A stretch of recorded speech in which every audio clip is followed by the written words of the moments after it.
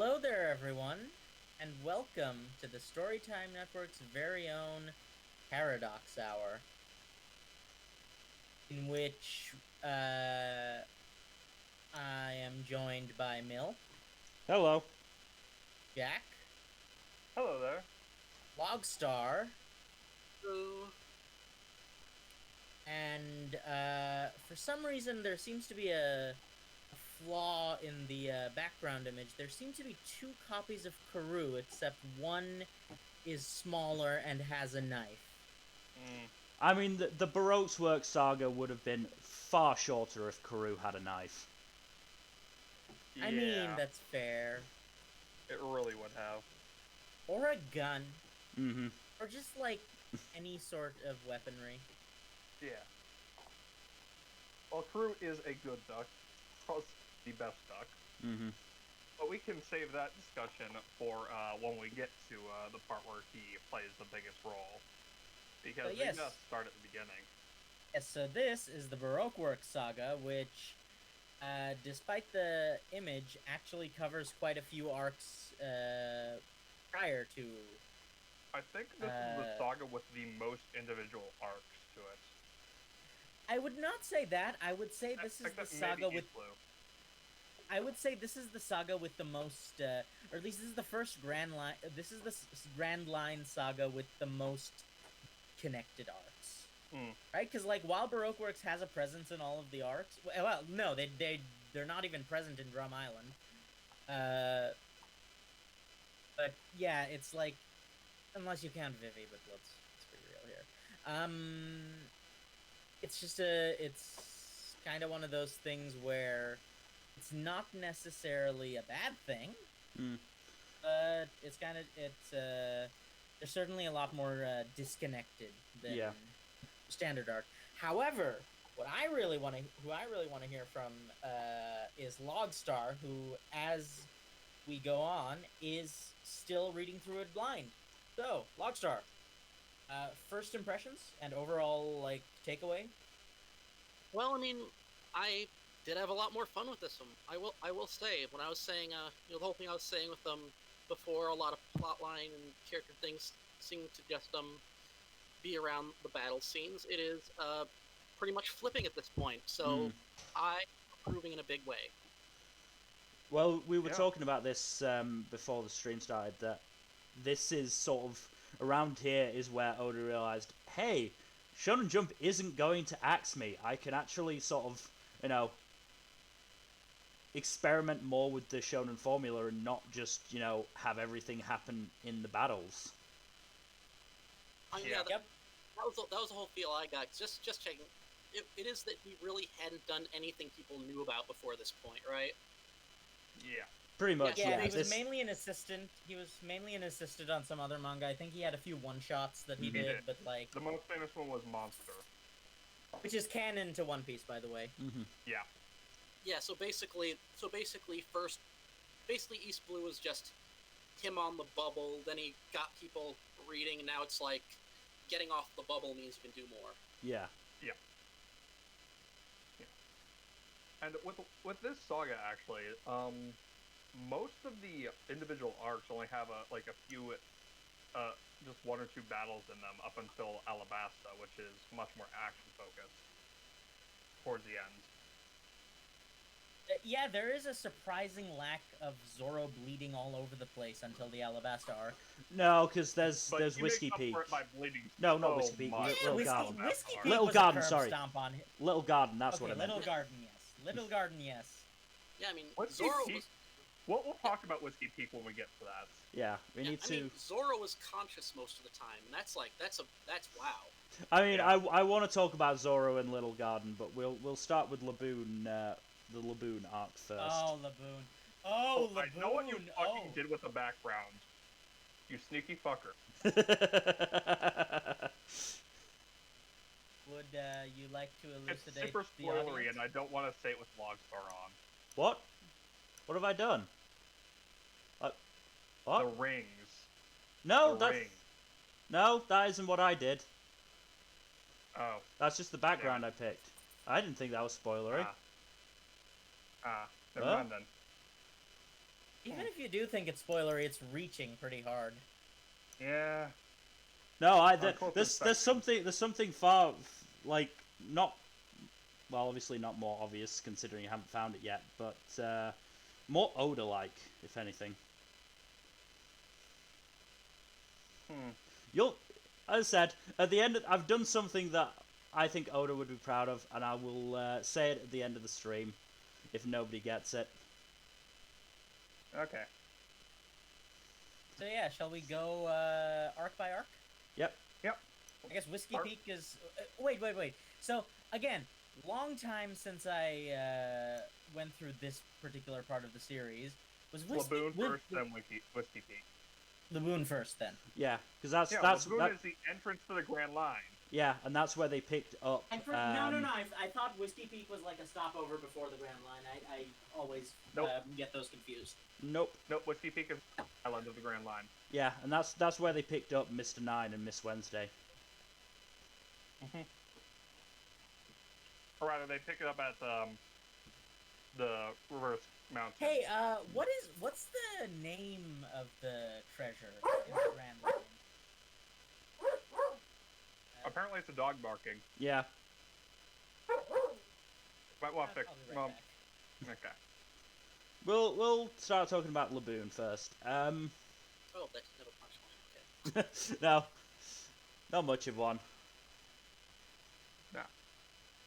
Yes, Laboon Arc is our first introduction to the Grand Line, and what an introduction it is, because right before we Grand Line, we are introduced to something that explains why the Grand Line is so isolated from the rest of the seas.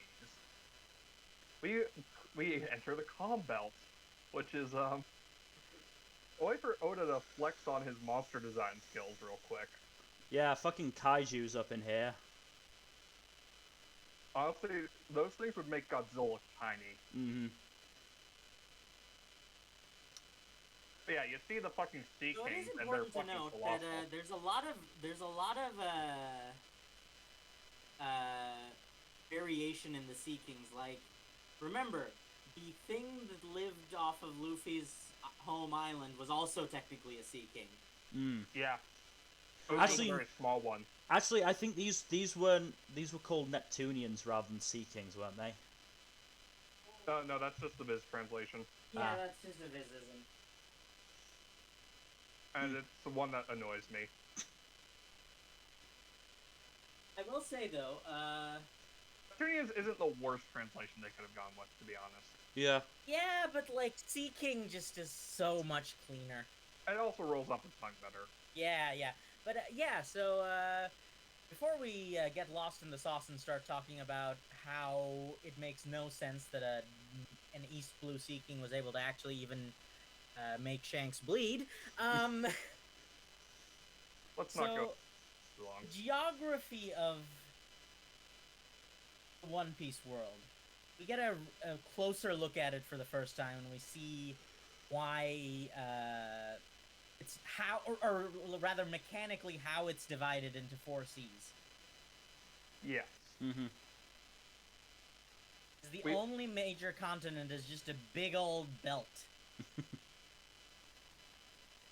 Wrapped right around the world. And and it's crossed perpendicularly by a area of ocean called the Grand Line, which is bordered on either side by dead zones of currents and wind called calm belts. Yeah. So named because there's no wind and there's no current. They are also Sea King breeding grounds. So you get some huge kaiju-sized motherfuckers up in there. Especially, and like that is the reason you can't just take a motorized ship, because they have those. Yeah, that's the main reason why you just can't cross the calm belts into the Ground Line, because they are horrifyingly. Of course, that does also. I know that also opens up if everyone wants to do something like, oh no, this unknown at this deep point in the way out in the Grand Line went through the calm belts. Opens that up too. See if that happens. Mm-hmm. Well, we find out not too long after that the Grand Line also has like some insane weather patterns all throughout it. So it's kind of really hard to navigate, even on its own. Yeah. Yes, on the subject of Laboon and this mysterious individual that Laboon is waiting for, I wonder if that's ever going to be relevant. Shush, please. Shush. I mean, obviously it'll be relevant for when Luffy goes back and fights him again. Yeah, clearly. I do wonder how that would go, because it seems like the Reverse animals seem to power up without having to train. They kind of just power up by maturing. Yeah, it's really hard. It's very hard to talk about Laboon without getting into major spoiler territory. Well, we can. Well, what we can say is that he was seemingly abandoned by his old pirate crew when they tried sailing into the Grand Line, and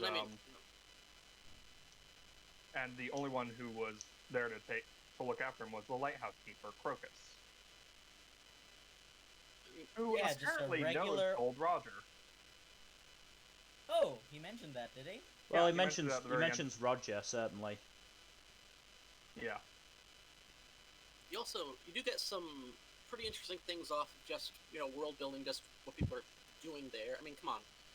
The whale has a hatch, and then the entire system of tunnels built through it. I mean, I'd say that's good stuff right there. I mean, it does give an idea of, it does give the idea of just how long it... Yeah, not just how long it is, just even what, like, medicine, just the sort of thing that happens with the Grand Line, just how, like, biology... Anatomy, you mean. Basically, how biology only applies to some degree. You can do a lot of stuff with it at this point, and people do. And also how weird Oda's humor is. Oh, yeah. I will say, though, One Piece world in Kingdom Hearts when? Honestly, One Piece would make Kingdom Hearts look positively tame. Oh, no. I'm still gonna make you sit through the entirety of the Kingdom Hearts saga at some point, Logstar. I hope you're ready for this. Yeah, there are other things on the list first, though. There's a lot on the list before that. Regardless, we do need to talk about the other major thing that happens in the Laboon arc. We are introduced to two important characters. Besides Laboon, we are also introduced to Mr. Knight and Ms. Wednesday, who are relevant to the next arc. And who were trying to kill this whale for its meat. Yeah. To be fair, they did need to feed their village, so it makes sense. It's not great, it makes sense. And of course, then also enter the log pose. Oh yes, log pose is it's definitely one of Oda's more inspired creative decisions, because it makes sense, and it has a little bit of science to back it up, but at the same time, it's also just as nonsensical as the rest of the world can be. It's actually not that nonsensical in the grand scheme of things. Oh yeah, no, but you're speaking from the perspective of someone who knows future stuff that is much more nonsensical by comparison. No, but I mean, like, in the sense that even relative to real life, they're having an area of, like, or even a planet with a magnetic field that's kind of weird and out of whack that makes normal compasses not really work properly, does make a certain degree of sense. True, very true. It's something that is, while not likely, technically physically possible. True enough. So technically it's not the log pose that's the problem. Realistically, it's the eternal pose. Kinda. Well, yeah, that's a bit more awkward. The eternal pose is more like a regular compass, in that it's affixed to a permanent. Yeah, it's basically. Now, how that works from a physics point of view, like Oda cares about physics. Oh yeah. Also biology. Like Oda cares much about science. The thing about One Piece science is that it's both simultaneously well explained and utterly bizarre. Yeah, no. Oda is internally consistent, and that's really all that matters. Uh-huh. Oh, I will say, I do wonder how giant magic whales taste. Not that I would ever, like, eat them, but I'm sure there are ways, if you know what I'm saying. Listen, there's like this entire system of tunnels. You can take some, and that whale's not going to notice the difference. That's a fair point. Yeah. Regardless, we do need to move on to the next arc, of course, because Whiskey Peak is a very fun time. Whiskey Peak is also basically just one. It's kind of an early installment weirdness scenario, because Zoro just murders so many people. I mean, he is one of the only two Straw Hats who is consistently okay with killing his opponents. I mean, to be fair, most of his major opponents don't die. True. It's only just the goons are a like different story. These like mooks, these nameless, faceless idiots are basically just, hey, you messed with what is probably the second strongest individual on the crew. Yeah. And depending on how things go in the future, maybe even in the entire world. Yeah. And also, honestly, like, Zoro, he does occasionally hold back. He doesn't kill children and occasionally women, but other than that, if you're trying to kill him, he's not going to bother hesitating to strike back. Yeah. I mean, he doesn't necessarily even, like, it's not just a women and children thing. He just doesn't necessarily kill people in general. Like, it's very, very, like, this is, I think, this is the first, this is, like, the only time for, like, 400 chapters that he kills someone. Yeah. Are we 100% sure he kills them? We're not. It's ambiguous. No, I believe that, like, I know he was saying, like, oh, I'm gonna put you in graves and that sort of shit, but, like, we don't actually ever get any confirmation where people go, he's dead. Oda may have said something along those lines, and because these characters are so unimportant, it doesn't really matter, but the implication is supposed to be that, apparently, that they did. Well, not all. I would lean against it just because I feel like as the rest of this saga shows, Oda was sort of trying not to kill people outside of flashbacks. Yeah. It's definitely a bit of an the awkwardness of the potential death or not death aside, the entire fight was excellent from start to finish. Oh yes, absolutely. There's no question of that whatsoever. It's peak Zoro fight scene, and it is just glorious to see him just wreck shit. Yeah. Like, he seems very well suited for AoE. Yeah, no, he's just really good at taking down large groups of people because of his combination of attacks and having strength. so many swords must help. Yeah. And we're also introduced to a recurring character archetype in One Piece. Oh, which one?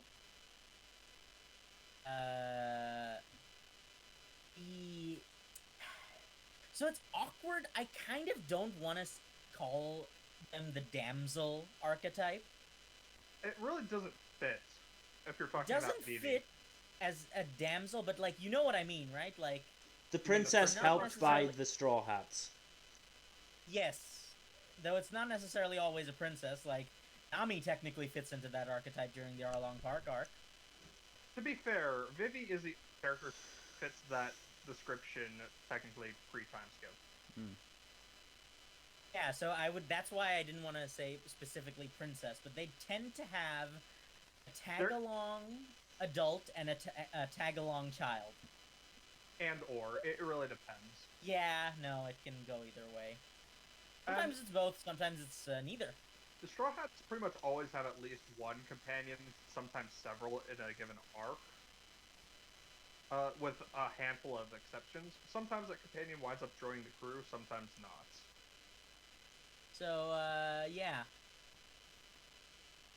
Basically, what happens is Igaram shoots guns from his hair, and Vivi has weird little ring chain sword things. Yeah, surprisingly wrong with those. She managed to fucking, what was it? Behead a thick wooden chair and the crocodile with the damn things. Mm-hmm. Yeah, but to be fair, like, I don't think he was really trying to stop her. No, he wasn't. But the fact remains that, she is concentrating all that strength into her fucking pinky fingers. The other thing... to show that Oda has everyone as fucking superhuman to some degree. Oh, yeah. The other thing to mention is Zoro versus Luffy. I actually don't really like that fight too much. It feels kind of. Hey, that was the early installment pandering. Let's be real. It was. Yeah. It was a lack of a lack of overall confidence with the fan base. So Oda thought he'd throw him a bone. I am 90% sure that an editor forced him to do that. Because this is after he realized he had more freedom because Jump wasn't going to axe him. It was still before the era of editors being told to let him do whatever the hell he wants. Yeah. Oh, I see it now, you motherfucker!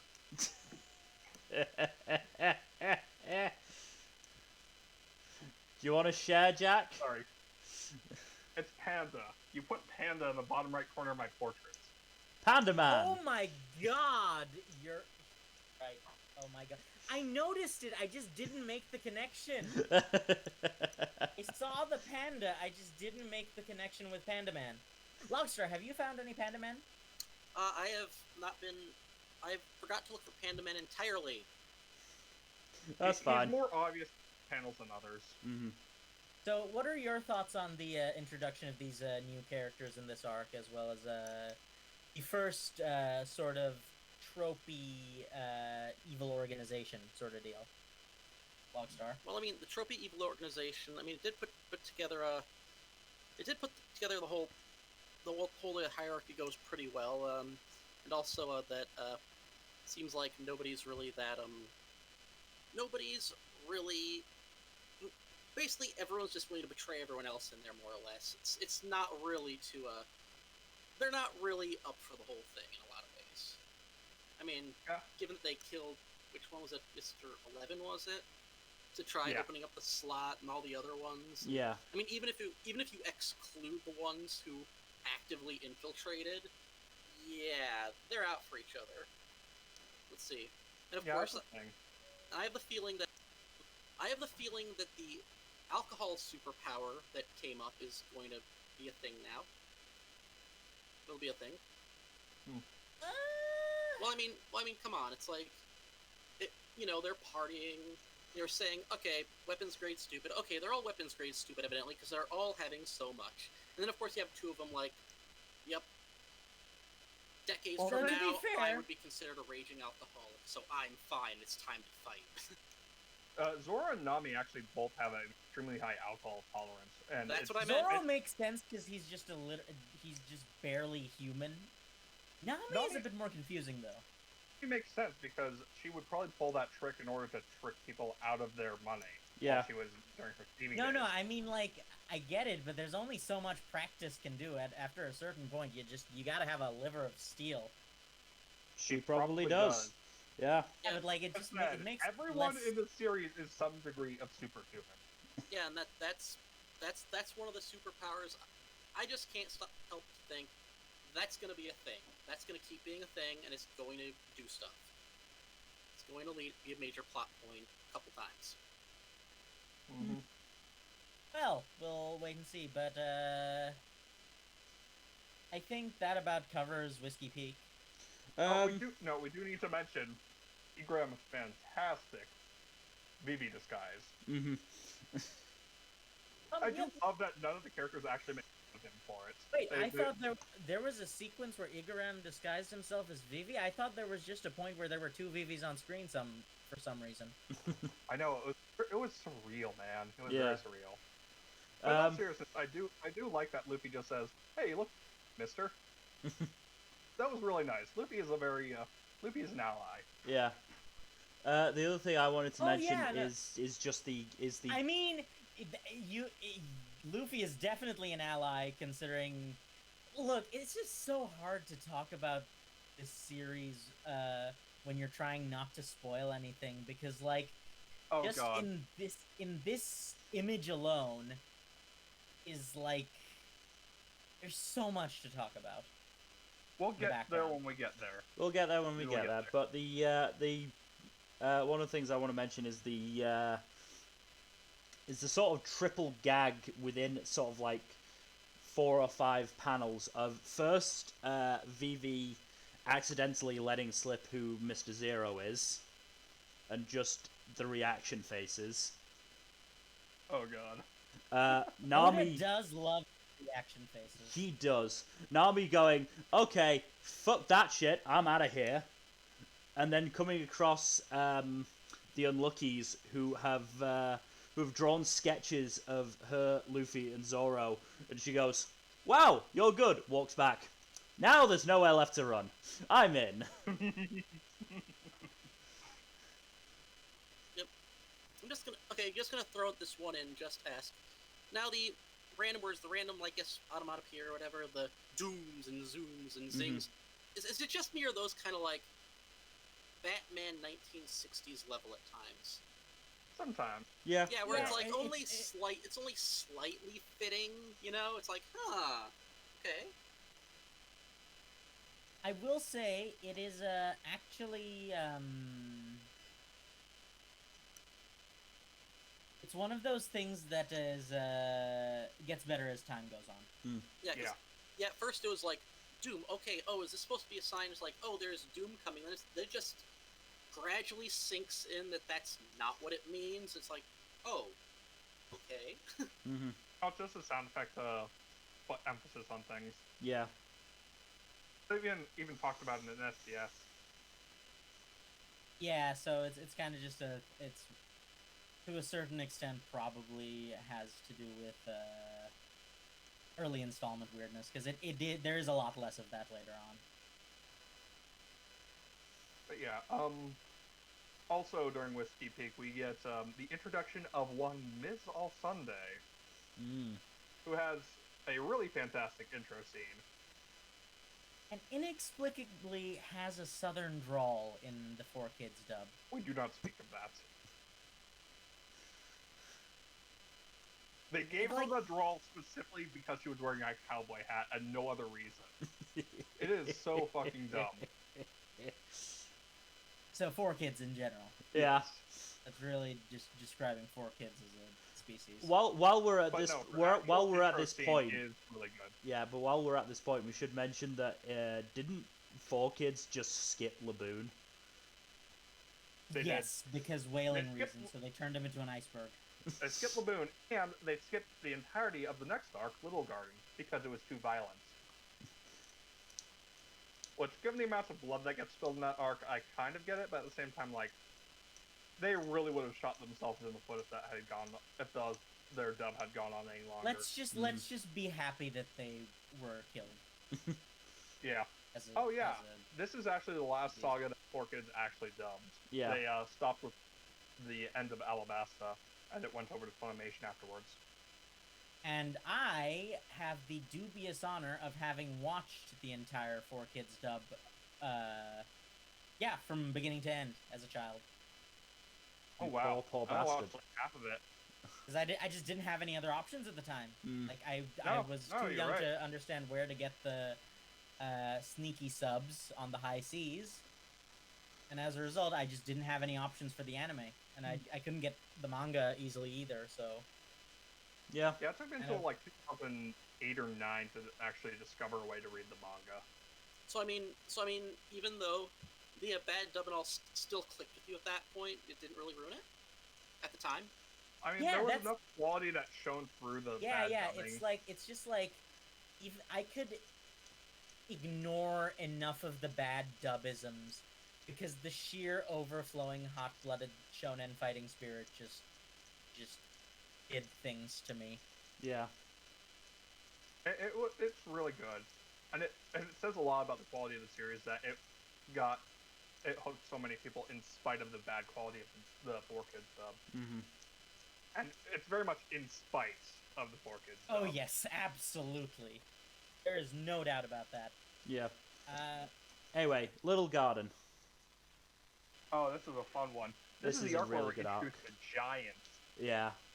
and we get introduced to, like, if the fishmen weren't an indication, then this is an indication that this is just a full-on fantasy world, right? Mhm. Like, it's something that people, I think, on a broader scope, I think people, especially because it's a manga or an anime, and even more so because of the botched 4Kids dub, people don't seem to give it credit for being a fully original, completely unrelated to the real world fantasy world.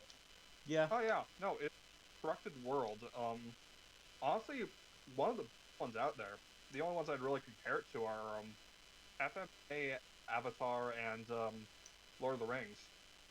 In terms of the sheer thoroughness of the construction.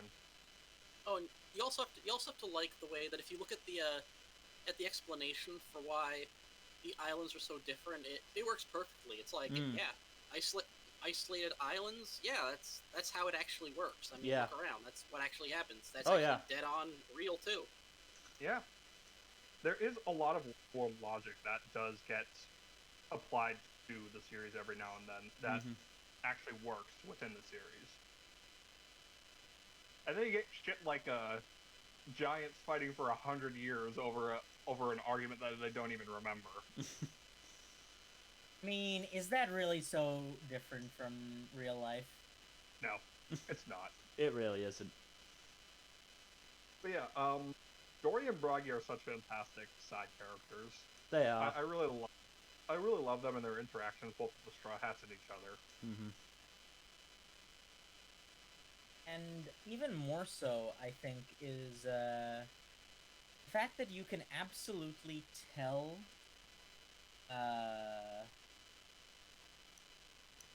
that they probably don't hate each other as much as they seem to claim.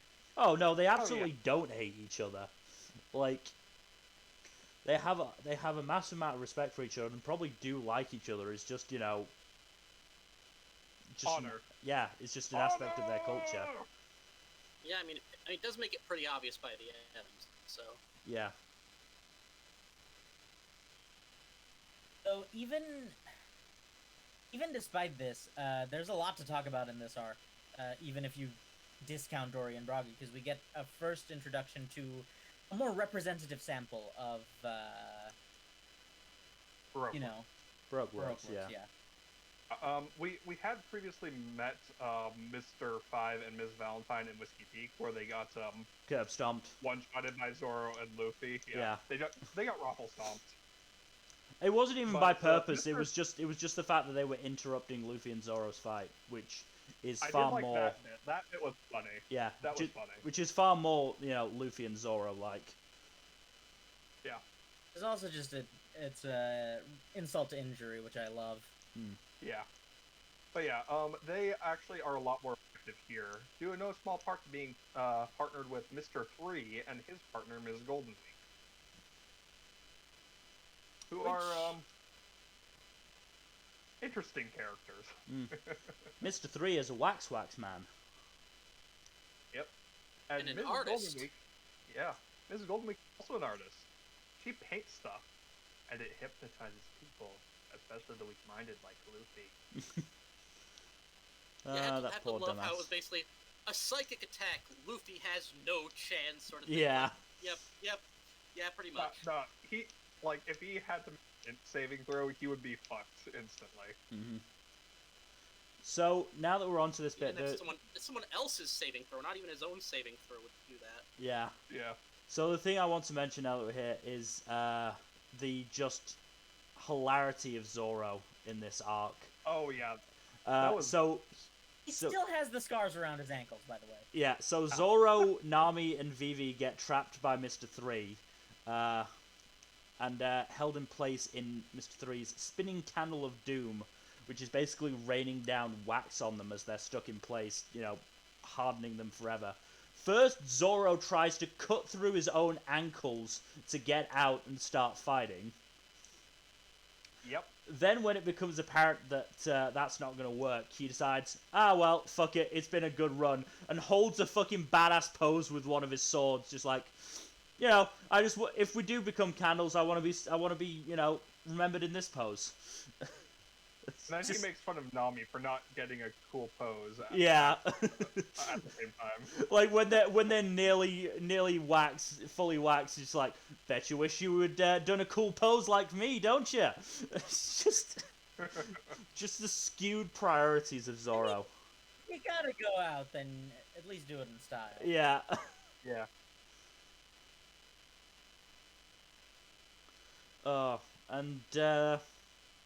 And Usopp and Karoo get to be the heroes for at least a little bit.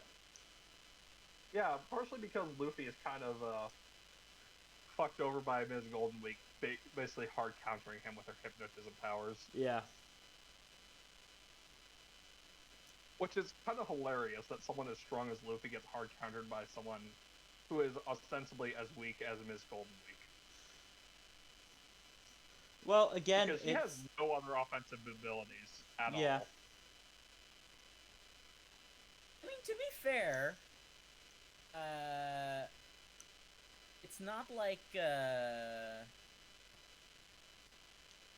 this is exclusive to Luffy, right? Like, there is a tendency in this series for counters, like, there is a degree of rock, paper, scissors, and there is an emphasis that not everyone is good at everything. Yeah. Oh yeah, no. Which is a welcome. It's the basic premise of the idea of the crew, right? Is just that. He had a whole speech about it in Arlong Park too. Mm-hmm. Actually, I just looked through the notes and forgot this one. With the nuking Luffy with a psychic attack, yeah. Zoro's reverse psychology. That was the it's like, oh my god, that's all it takes to reverse psychology, Luffy. That's all it takes. Wow. Well, not a surprise at this point, though. To be fair, it was also playing on the weakness of that particular move, which is Luffy felt like he wanted to betray them. So by telling him to do the opposite of what they actually wanted, he would betray them in inverted commas and try and get them out, basically. Oh yeah, I got that, but it's just that's all it took. That's all. Oh yeah, Luffy is a dumbass. No, anything. Yeah, it's just takes a special level for that. Luffy is a simple dumbass. He's a special dumbass, and we love him dearly. Yeah. Well, special dumbass who has those brilliant moments that are like something under the surface just coming out, then retreating again, and you're not gonna see it for a while.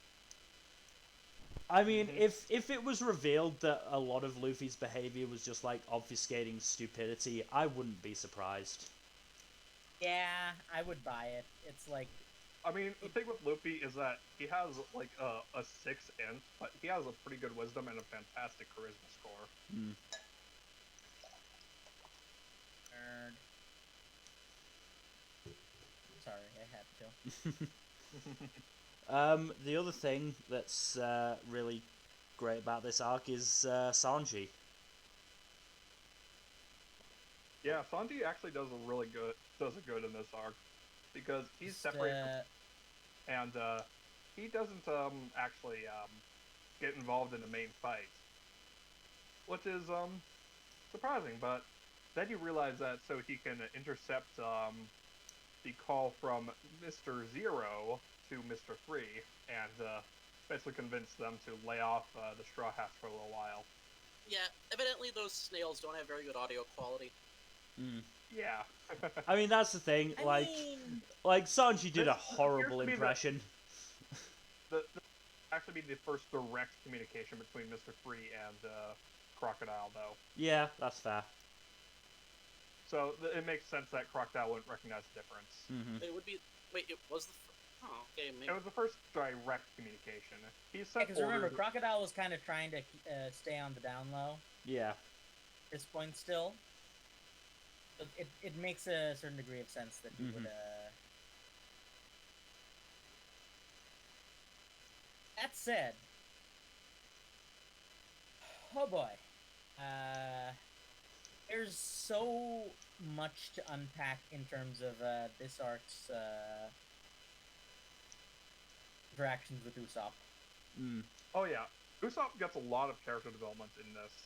Even if it is kind of low-key compared to some other character developments, like, Usopp actually gets a secondary dream out of this, because now he wants to see Elbaf.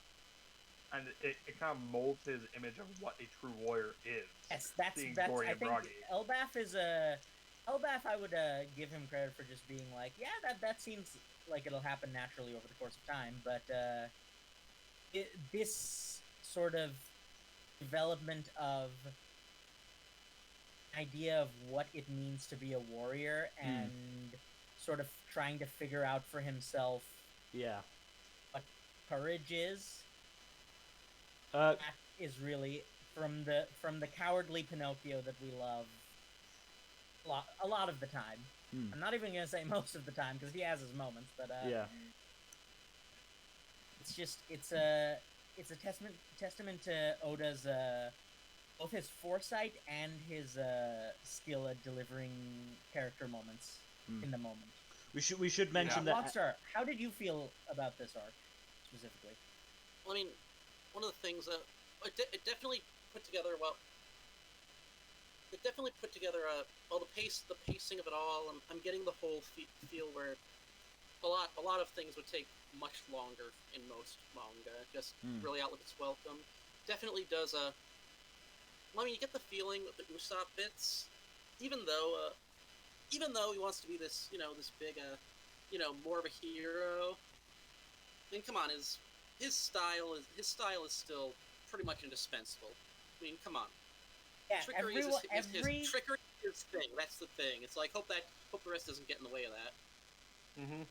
No, and that is a valid concern, but it is true that every pirate crew, every cast kind of needs the unscrupulous rogue. Yeah. Yeah. Usopp is the. Really well with it. I think Usopp is more of like a hybrid ranger rogue, to be honest. Rogues and anything other than D&D tend to fold the ranger and rogue into one. Fair enough. Whatever it is, he's good at it. Yeah. Oh yeah. He's very.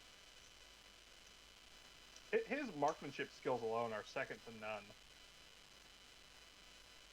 Well, I mean that was shown off, or we mentioned that in the last podcast when we were talking about how Usopp got his goggles. And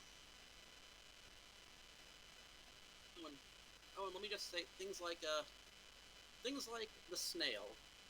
I really want to know how the biology of this world works, because I bet there's fun to have just like explaining it. I want to know why there's a telephone snail. I bet there's a fun story behind that, something crazy. I'm fairly sure Oda does actually explain the snails in an SBS. He does actually explain the snails at one point, yes. Yeah. I think it's during Alabaster, one of the Alabaster volume SBSs. I'm gonna search it up. Actually, Logstar, I think you'd have a fun time reading through some of the SBSs, because it answers a lot of your questions. Yeah, I've been looking at the SPSs really. I've been mainly going through the manga proper, not that part. Yeah, no, that makes sense. Makes sense. Oh, and of course, there's all the whole thing, just funny random Sanji thing. Part of me's like, I wonder why everyone's just leaving the ship. And then part of me's like, Sanji's, being all like, it's like, where are Nami? Where are you? I love you. And it's like, oh yeah, that's why they left. That's definite, right there. I mean, you? Yeah. Leave in that situation too. Oh yeah, definitely. I'd be like, okay, Sanji or anything that could be out there, I think I know which one wins. Look, Sanji is a great character for the most part. He has his issues, but those don't really become apparent until later. Yeah. Or they are apparent, but they become worse later. Which is just unfortunate in a number of ways. He does have some. This saga has some of his best showcases early on.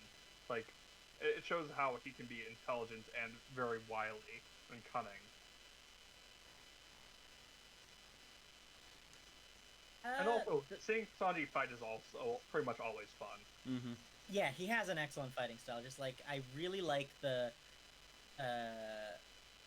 commitment to the leg only style. Yeah. Yeah, it's great. It's really fun. But yeah, we do need to just we also really need to talk about how Karoo is just such a fantastically loyal bird. Karoo is the best bird. He is. He refuses to sell out his bestie Vivi. Mm-hmm. And he gets hurt for it, and he is still so damn loyal. He's such a good bird. Very good burb. Yeah.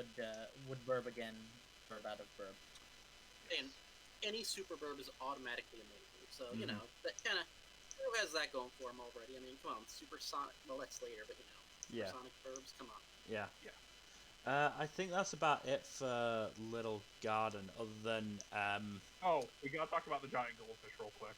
We'll talk about that. The one last thing I want to say about it is the final takedown of Mr. 3, who has, like, a metric fuck ton of wax clones. Luffy picks the right one on instinct.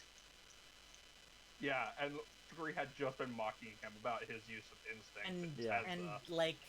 So I know this is a fun thing to joke about, but this is one of the most, one of a classic example of Oda foreshadowing. Because I know you know what I mean. Yes, and we will talk about that when it comes up, but leave it for now. That's, what, 3-4 sagas away from now? Oh yeah, and the fact that it's like... It also gets foreshadowed again in Alabaster, but we will talk about that later as well. Yeah, and with the whole instinct bit, here's one other good part about that, because technically, that whole scene could have taken forever, and it could have dragged on, going one after another, and you know how many authors would have done that, right? Mm-hmm. It would have taken freaking forever, and it's like, no, that wouldn't be fun. First try. Yeah. I appreciate that. Yeah. Authors and Oda would drag that out by 3 or 4 chapters, just having a cat and mouse game in the forest, and Oda's like, nah, this is more fun. Let's move on to another good arc. Yeah. What's immediately after Little Garden? Like I said, my memory's a little... Drum Island. Drum Island is right after. Oh. My son. Drum Island is Drum Island introduces my actual human son. Oh yeah! Oh yeah! Oh yeah! Oh, wait, especially with what it has to say about healthcare.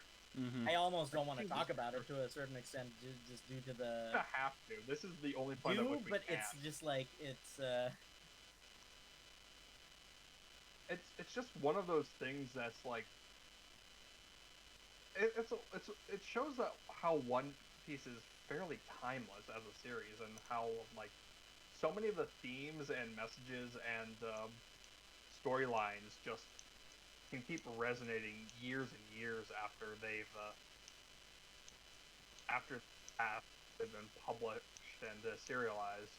I think that just more says something about America's healthcare system being stagnant, or healthcare situation being stagnant. Yeah, he has a point.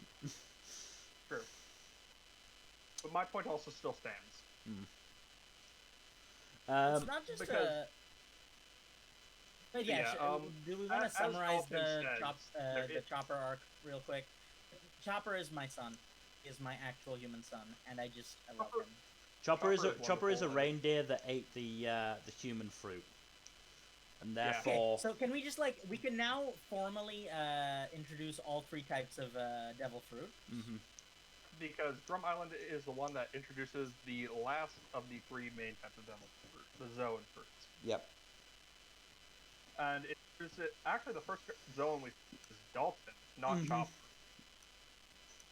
But Dalton concept before Chopper basically inverts it almost immediately afterwards. And no, really, I think that's a really, really neat thing to do, is just the idea that because there's a series of fruit that let you turn into any animal, there is obviously going to be a human fruit. You have no idea how many authors would pass on that opportunity. Yeah. Yeah, no. Not only does Oda not pass on it, it's one of the first things he does. I know, it's literally... Chopper is literally the second zone in the series. Yeah. And he's introduced within a few chapters of Dalton. Well, I think we see Chopper before we see Dalton's animal form, but we don't know that Chopper is a Zoan until Chopper's later. in his reindeer form when we first see him. Yeah. We also don't necessarily know that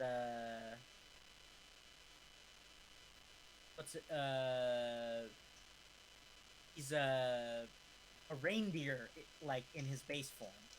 Do we? It's implied. A reindeer first.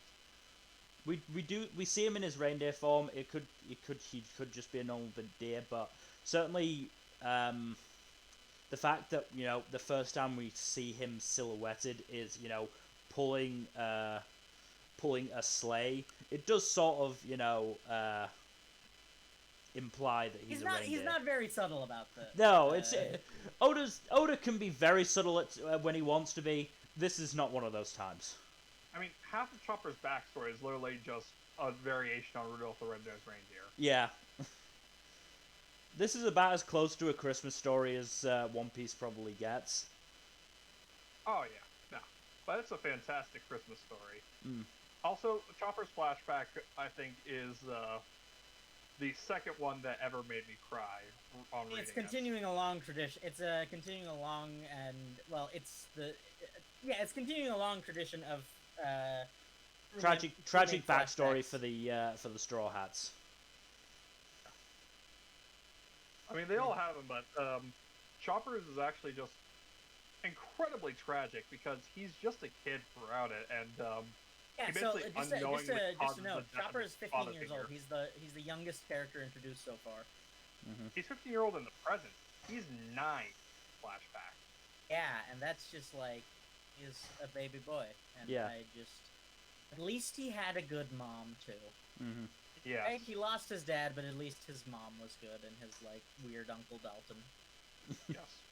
Kureha is also a fantastic character because she's 139 years old, and she is rocking that fashion look. She is also an interesting example of how lifespans can be kind of varied. Yeah. So far, outside of really ancient characters, we have had no indication of people dying from old age. Mm. Yeah, no. And Kureha is the oldest human character in the story that we have met. Yeah, even in all 1,000 chapters. Still the oldest confirmed human. Yes. Mm. We know that there have been other characters who have also gotten up there in years. I think several others are in their 60s or 70s, and they are starting to get old. But at the same time, apparently live for 150 in the One Piece world. In some extreme cases. Mm. So it's kind of insane how lifespans in One Piece work. Can I just mention the first time that Luffy and Sanji meet Chopper, and oh yeah, that's cool. It turns into a horror story for the poor reindeer. Yeah, poor Chopper. They do want to eat him, though. Yes, they do. I have a question. Does his hybrid form taste like deer or human? I don't know, and I don't want to. doesn't mind like a little bite, right? No. He regenerate pretty fast in the One Piece world. He's a doctor. He could probably remove a little bit. I'd rather not test. We finally have someone who can prevent Zoro from bleeding to death more consistently. Yeah. Yeah. The thing is, he can do that pretty well on his own for whatever reason is not explained. Yeah. The funny thing is, like, Zoro, the funny thing about Zoro is that, like, before Chopper gets introduced, all of his significant injuries wind up leaving scars on him, like his wound against Mihawk or and, like, his ankle wound. It's noticeable that not only that, he also has less downtime after Chopper is introduced. Yes. Still bleeds all over the place, but at least he doesn't last. He lasts longer simply because he's on his feet quicker because Chopper is a genius. Yeah. So yeah, no, Zoro does not get any more battle scars after when Chopper is around, basically, because Chopper is an actual really good doctor.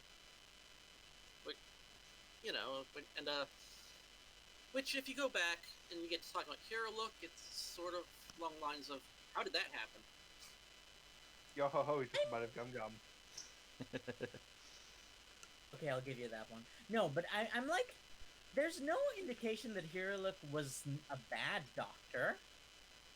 No, well, he was just like too experimental. Yeah, he did shoot people up with things and get bad results. Like, hey, hey, here. It's like, that really wasn't something that guy wanted in the first place before he started foaming at the mouth, right? It was just something he shot into that Hiruluk shot into him, right?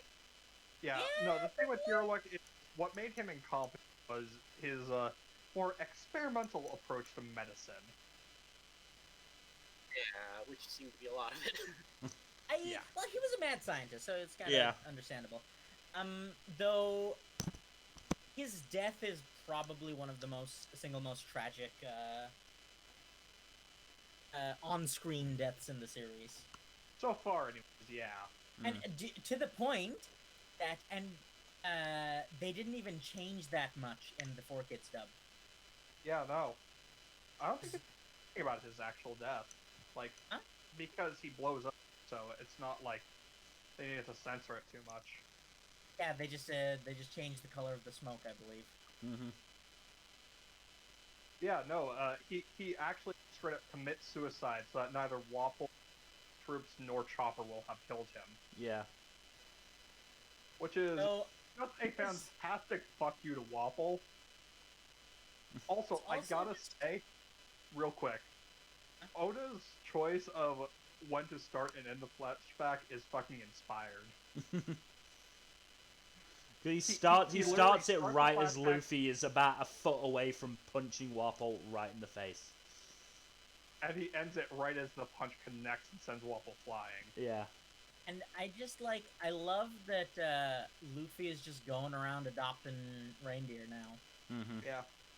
Just but no, like, I think the flashback timed makes the blow finally ending at the end, as it ends, that much more satisfying, because we see just how much of a bastard Waffle is. Yeah. And I think another important thing to note is that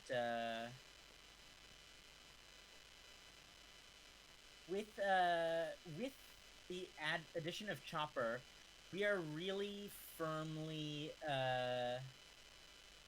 getting the impression and information that the Straw Hats aren't just a pirate crew; they're just turning into a full-on family at this point. Yeah.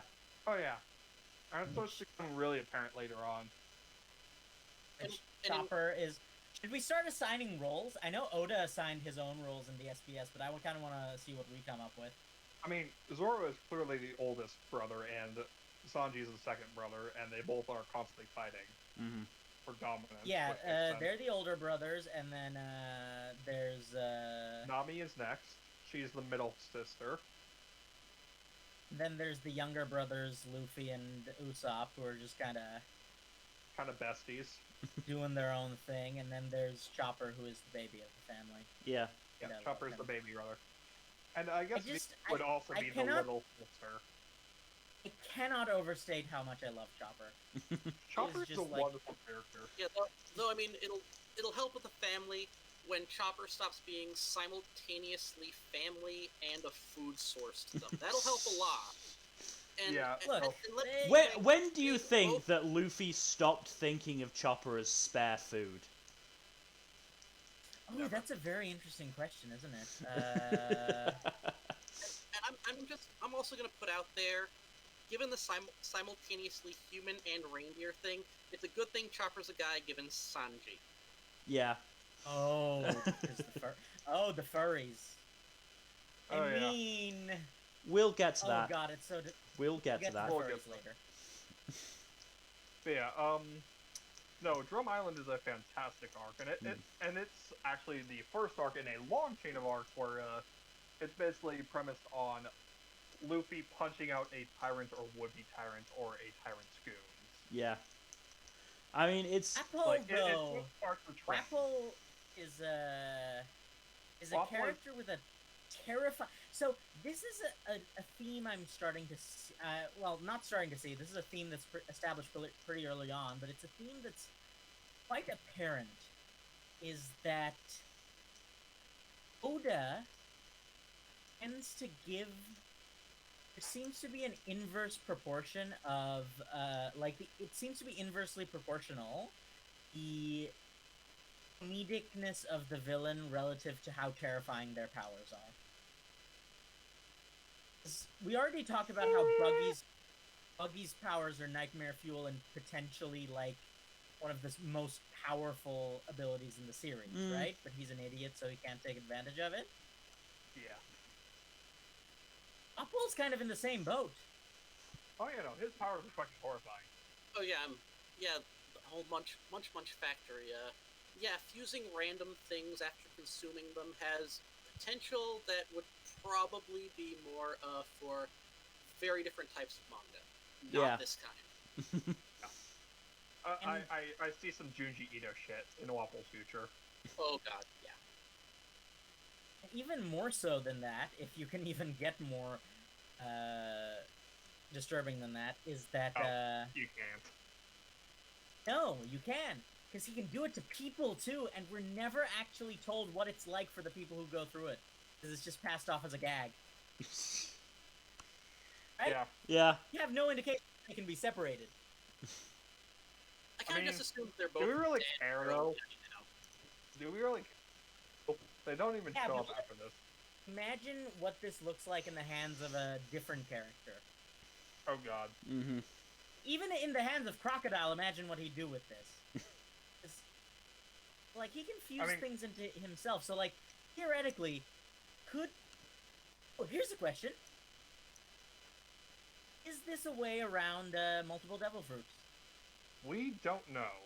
Don't know, hope we and never we probably find out. never will know, but, like, I feel like this is a question someone should have asked Oda a long time ago, is, like, can you turn yourself into a god with this, just by just eating everyone?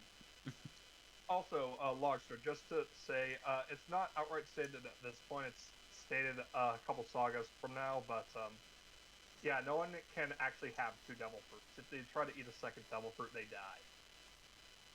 Okay, yeah, because it would probably break a lot if you could. Mm-hmm. Yeah, no. So, also one basically, person, one devil fruit. Also, basically, you don't want to think about, they contradict each other. Oh, you don't want to deal with any of that.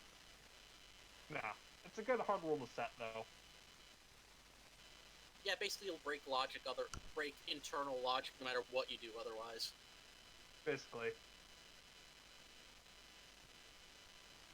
So I guess you could probably get away with just hand waving it away as it counts as eating multiple devil fruits, so he couldn't do it, he'd just die. Mm-hmm. Guess. You know, which is a problem, because you tried to eat both Luffy and Chopper at different points. I mean, Wapple's an idiot. He might not even know that you can't have multiple devil fruits. True. Yeah, it might not occur to him. I mean, I don't think there's any way for him to become less idiotic. After all, as Dalton said, there's no cure for stupidity. So No. he has been asked about this in an SBS.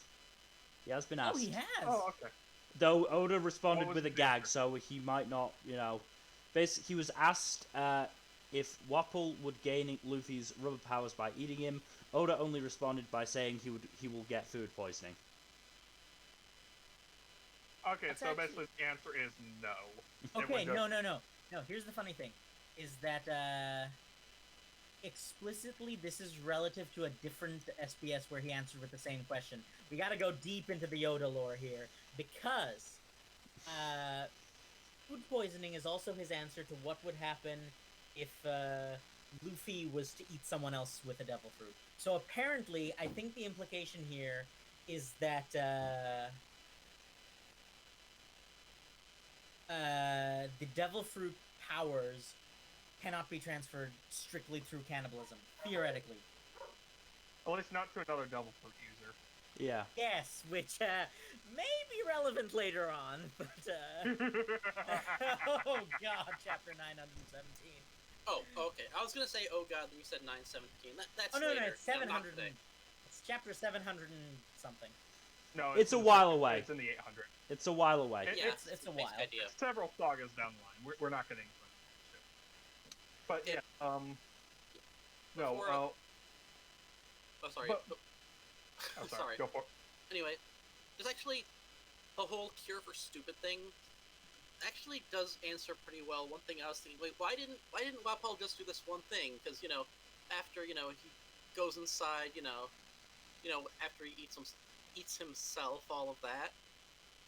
It's like, oh, so Nami got the key off of him. Why didn't he eat the door? Stupid would explain that one. But I will say also, I did like that one exchange after going in, because there was another case of those. If it hadn't been, stupid with the key and knocking the armory, then stupid with the snowbirds and the cannon and all of that, it would have gone way too long. It was another one kind of like the clones thing. It was just like it needed the pacing, just turn it into the gag, move right along. Yeah. Yeah, he does quite often take advantage of the whole using a gag as a Solution. as a solution to an what would otherwise be a plot hole, Yeah. or like a plot issue. Yeah. Well, yeah, this one would just be a pacing one though, because it would just go way too long. You know what I mean? It's just like it wouldn't occur. It is not something that would occur to a lot of people, and but clearly Oda is not a lot of people. Oda is Oda. Yeah. I will also say that Drum Island is the first story arc that brings into the forefront the idea of what it means to be a leader and or a figure of authority. And yes, and it's like kind of we get this slow growth from Luffy as well. Yeah. This is the first time he's actively because this is his first official fight against someone in a position of authority. All of the other ones, what I mean is a legally invested position of authority. Yeah. Yeah. Because No, technically speaking, everything Wapol is doing is legal because he's the king. Yeah. Yeah. So this is the first time he actively Overthrows a against- country. overthrows a country. Again, the fact that we have to say it's the first time he overthrows a country is hilarious. Oh yeah. There's Also going to be true. more tyrant punching going on later. It's great. I love it.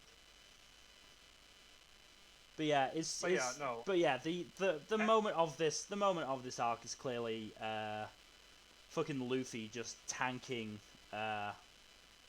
like a cannonball, mortar shell, whatever you want to call it, while holding the Jolly Roger. That was fucking fantastic. I It will was also say that a strong contender for the best moment of the arc is Hirlick's dying speech, though. It's one of the strongest speeches in the entire series. Yeah. It's also like that theme continues to resonate later on.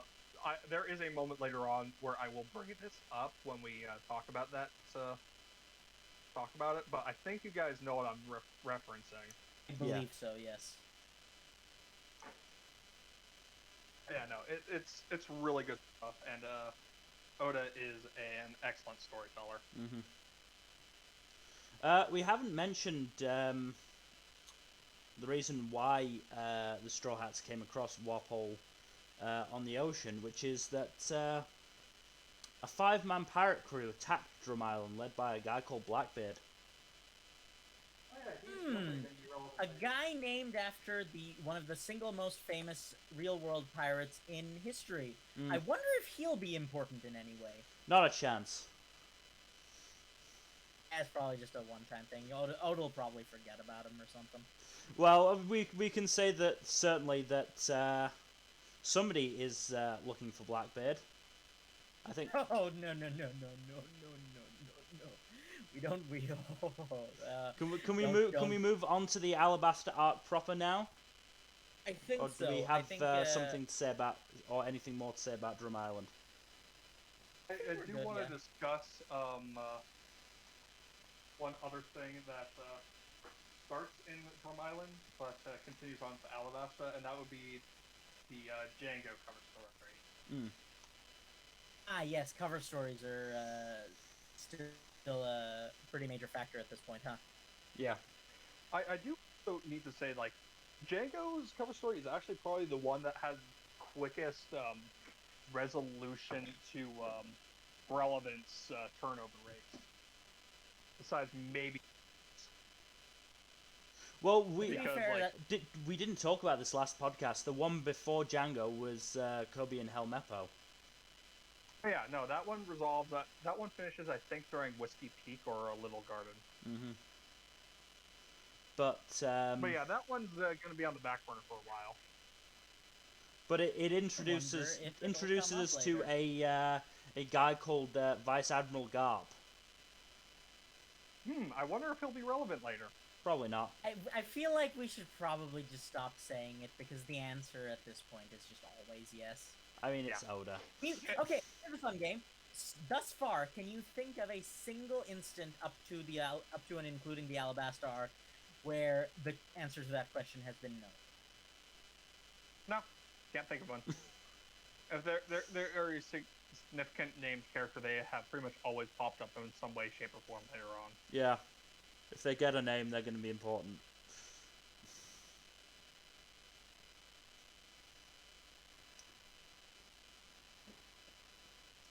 They're going to be either arc itself or to the larger story. I think we can go to the Alabaster arc proper. I do want to actually discuss the Django cover story, because it's actually a really lighthearted and fun one. No, yeah, go ahead. That's probably a good idea, yeah. Because the Django cover story is just like, Django is left behind by Black Cat pirates. He is driven off of Syrup Village, finds his way to a literal dance island, and ends up befriending Fullbot. It's just that minor marine from the Barati arc. Yeah.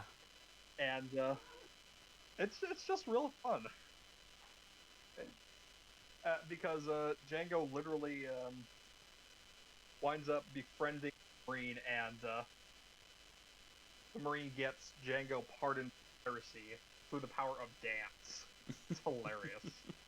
Which is just like, I will admit though, there is a bit of a sting, because Full Body is a piece of garbage. Yeah. In general. Oh, yeah. But so, it's still hilarious. His cover it's story with funny, Django is funny. But I just like, I almost feel like Django deserves better at this point. Does, but at the same time, Django is also kind of an ass. True. But hey, thanks to Full Body, Django has been unchanged. So yeah, it's a fun cover story, and we're not going to talk about it any further. But yeah. Well, no, there is one other thing to talk about, because it does introduce another character who is important later on in this saga. Hina. And that'd be Hina, who is very fun. I do love Hina. She's great. She is an equal rank with Smoker, isn't she? Yeah, she is. She's one of, I believe they went to, like, they were students together. Yeah, they were. Which, is interesting, for sure. Yeah. Oh, one last thing for Drum Island. Fucking Zoro was looking after the ship, decided to go for a brisk winter swim in the river. As you do. Karoo decided to follow him to try and save him, and ended up becoming a duck popsicle, and and having to be saved as they were leaving Drum Island. What's also funny is Zoro actually winds up getting out of the river and gets immediately covered by an avalanche. Yeah. Actually, talking about the inciting incident of the arc, which is Nami getting sick. Oh, right. We never really got into that because it wasn't really that relevant later on. Yeah, it's really just the inciting incident and a source of just like a way to tension. Keep Luffy from directly fighting Wapol. Yeah. Because he was carrying her and she was in a very bad state, so any unnecessary roughness could potentially kill her at that point. Again, it also shows the lengths Luffy will go to for his friends. Oh yeah, every time climbing up the mountain barehanded, I cringe because holy shit, that is rough to look at. Yeah. Yeah, it does not seem fun whatsoever. Oh, and Sanji broke his back. Yeah. Yeah, but he broke his back in a fucking avalanche. Oh, and several ribs. Yeah. I'll just sleep it off. It's fine. Anyway. Yeah, you just sleep off serious injuries. It's kind of hilarious. Anyway, Alabaster. So, first things first, we are introduced to Mr. 2. Mr. 2 Bon Clay. The wand-shaped elephant in the room. What? Mr. 2 and his flamboyance, shall we say. He's a fantastic character, but his design it's very much a sign of the times that this story was written in. I mean, Bon Clay is actually... Bon Clay himself is actually not that sort of badly handled. It's later on. Later on, yes, but the character also is not badly handled. It's design. So once we get to Impel Down, I will... Yeah, we will talk about this then. I have at length, but shall we talk about the naming conventions? Oh yes. Yeah. So in Baroque works, all of the male agents are named after numbers, and all the female agents are named after days, with the top 5 being named after holidays. The exception is Mr. 2, who does not have a partner. Instead is called Mr. 2 Bon Clay, partially because he is a shapeshifter who can transform into a man or a woman, and also because he just doesn't want a partner, apparently. Also because so it's basically Okama in general are basically just they're NB, right? Yeah. They're gender fluid. Yeah. And I think the comment that I want to take away from this is that I guess you could call Mr. 2 a he/they, I guess. I mean, his personal pronouns seem to be leaning towards masculine. Yeah. They do. But at the same time, he can become a woman anytime. Oh, no. I mean, in Japanese, the pronouns he uses as I, his first-person pronouns lean towards masculine. Yeah, I'm pretty sure, 95% of male characters in One Piece use ore as their personal pronoun. The only exception I can think of is Kobe. Chopper as well. Chopper only uses ore when he's trying to do his tough guy routine. Yeah, otherwise Chopper just uses Boku. So, just want to throw in with the naming convention though. What's up with double finger? New Year's Day, 1-1, 2 fingers. Oh, okay, never mind. Yeah, and Golden Week is the name of a Japanese holiday. Oh yeah. No, Golden Week, just and then Bon Clay is the Bon. Never heard double finger before, huh? Oh yeah, Bon Clay is the Bon Festival. Yeah, Bon Clay is a fantastic character on the whole, because we're introduced to him as just a his interaction with the Straw Hats is really fun. Yeah. He just goofs around with them, and he befriends It's like them almost Bankley is one of the immediately. first examples of an antagonist who is basically just a cool guy. Yeah. Yeah. He's a good person, but they're just on opposite sides.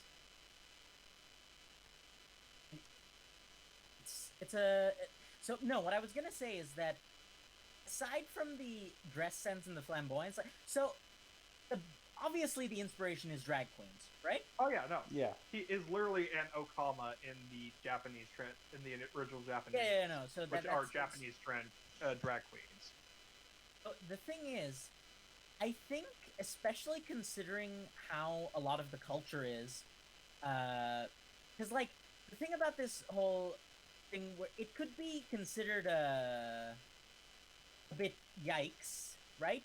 But yeah. The thing is, most drag queens, from what I can tell from my experience, they own it.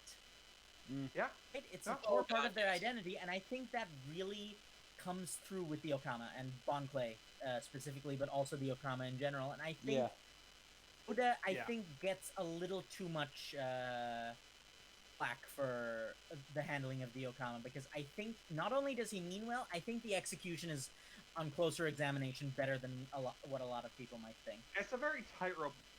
Oda always walk it perfectly. He does manage to tread the balance pretty well. I mean, for a manga series that started in the 90s in a country that is not the most progressive in the world, let's just say, he does a good job. Oh yeah, no. By his culture standards, Oda is really good with this. Yeah. Especially with regards to Mr. 2, because even if the fashion sense is a bit much, his characterization is on point throughout the whole arc. I mean, in fairness, I like the swans. Swans are great. The swans are... It's the rest His of the fighting style is really cool as well. Yeah. It's a very good foil Kasanji's fighting style. Mm-hmm. We'll get to that when we get to that. I do want to talk about the build-up part of the Alabaster arc, though, because first thing first, we need to talk about Ace. Oh hell yeah! Yes, we get introduced. Okay, Logstar, you've been a bit quiet, and we are really kind of talking over you, despite the fact that your perspective is quite interesting. So, would you like to comment on what we've been talking about so far? And then also how you feel about the intro to the Alabaster arc in general. Well, I mean, so far you've gotten a lot of the Okama thing. I mean, I know that's pretty accurate for whole drag queen thing. I know that one pretty well. And for the Alabaster arc, you brought up Ace. I was going to bring up, they are definitely pointing out the D's now. That almost sounded like a joke. It was not supposed to be one, but it's like Monkey D. They pointed out Portgaz D, Ace, and Gold D. I mean, Oda was really putting that out there, making sure you notice it. Oda's a huge fan of the D. Yes, we know. Yeah, he loves that D. Yeah, he just put that one out there hardcore. Made sure, in case you didn't get it, now's the time to notice. So that was the D right out there. By the way, Logstar, before you ask, no, we still don't know what the D means. No, I'd heard that pretty recently. That it was only actually it was in the last year I heard. We still don't know. So, assuming that's going to be the last thing we find out, that's going to probably be it's going to be in the end game, right? Based on what we do know, it is definitely in the very late end game. Yeah. Yeah. We're still nowhere near learning what the D stands for. Mm-hmm. Yeah, and it's just I love simultaneously fascinating and frustrating. All we know is that Oda loves the D. And Oda loves the D, and there's certain people who are very afraid of the D. We'll get to that when we get to that. Yeah, how do you feel about Ace and the fact that Luffy has a brother somehow? Well, I mean, he has a brother. I mean, that happens. You know, welcome to biology, right? Welcome to families, but you know, yeah, he can have a brother, whatever. I mean, I was more interested in him I sense a map in invisible ink because it's a blank piece of paper. That one, I have a feeling I'll find out what that is in a couple hundred chapters. Is that pretty accurate? Yeah, I would say so. The Beaver card? Find out what it means 3 sagas He explicitly called it a Vivre card, I'm pretty sure. No, he didn't. He did not. Oh. Sorry about that. It's fine. Well, Lockstar does not know what that means, so... Yeah. Yeah, I was gonna say that one. Yeah, I think it's... What is it? Thriller Bark? Thriller Bark. Thriller we Bark. find out what it means. Which is, again, 3 sagas from now. Yeah, that's a good 200 chapters, at least. Not only do we find it out 3 sagas from now, there's another bit of foreshadowing in Thriller Bark proper, directly related to this, that we don't find out until, like, 400 chapters from now. We'll talk about that later. We will talk about that in 400 chapters' time. It's talk about this series sometimes without, like... Because, like, it's kind of impossible, to a certain extent, to talk about this series without... It isn't. Because... I thought we agreed that we're going to talk about the long-term payoffs when they happen. Yeah, there's one here. Just so you guys can laugh if I'm wrong. There's one thing that I picked out, just made a note on. Not sure if it's going to come up again. I noticed that desert strawberry. I was like, oh, huh. This sounds like something that we're going to be seeing again. Okay, desert strawberry? No, we don't see that again. No. Aw. Oh, I was thinking it's probably going to come up again, and also, if I were in that world, given that things that can kill you seem to be densely packing said world, I would never eat a strawberry for any reason. I mean, this is basically if Australia was a whole world. Kinda, yeah. Oh my god, he's right. Moving on. Ace's introduction is really fun because before he's just hardcore narcoleptic. No, well, not just that. Before we meet Ace, Smoker was the only Logia we knew of. Yeah. Logia. We knew of. And then we meet Ace, who is basically just a stalemate Smoker with his fire powers, which are really fucking neat. And it's also, Ace, obviously, fire, probably one of the most generic elements. But I will say, this idea that smoke and fire are a stalemate, hang on to that. Yes. We'll see more of how Logias interact with other elements later on. It's very fun. Very interesting. Anyway, we also get a sign of how strong Ace is in that he just fucking immolated, like, what was it, 5, 6 not pirate ships, but ships in general. Yeah. He just obliterates with one attack. Yeah. And the last person we saw do that was Mihawk. Mm-hmm. This is also the first... how strong the Grand Line is.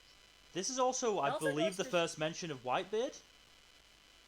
Yep. Oh, yeah! Because Ace is a commander in one of Whitebeard's divisions. And is hunting Blackbeard.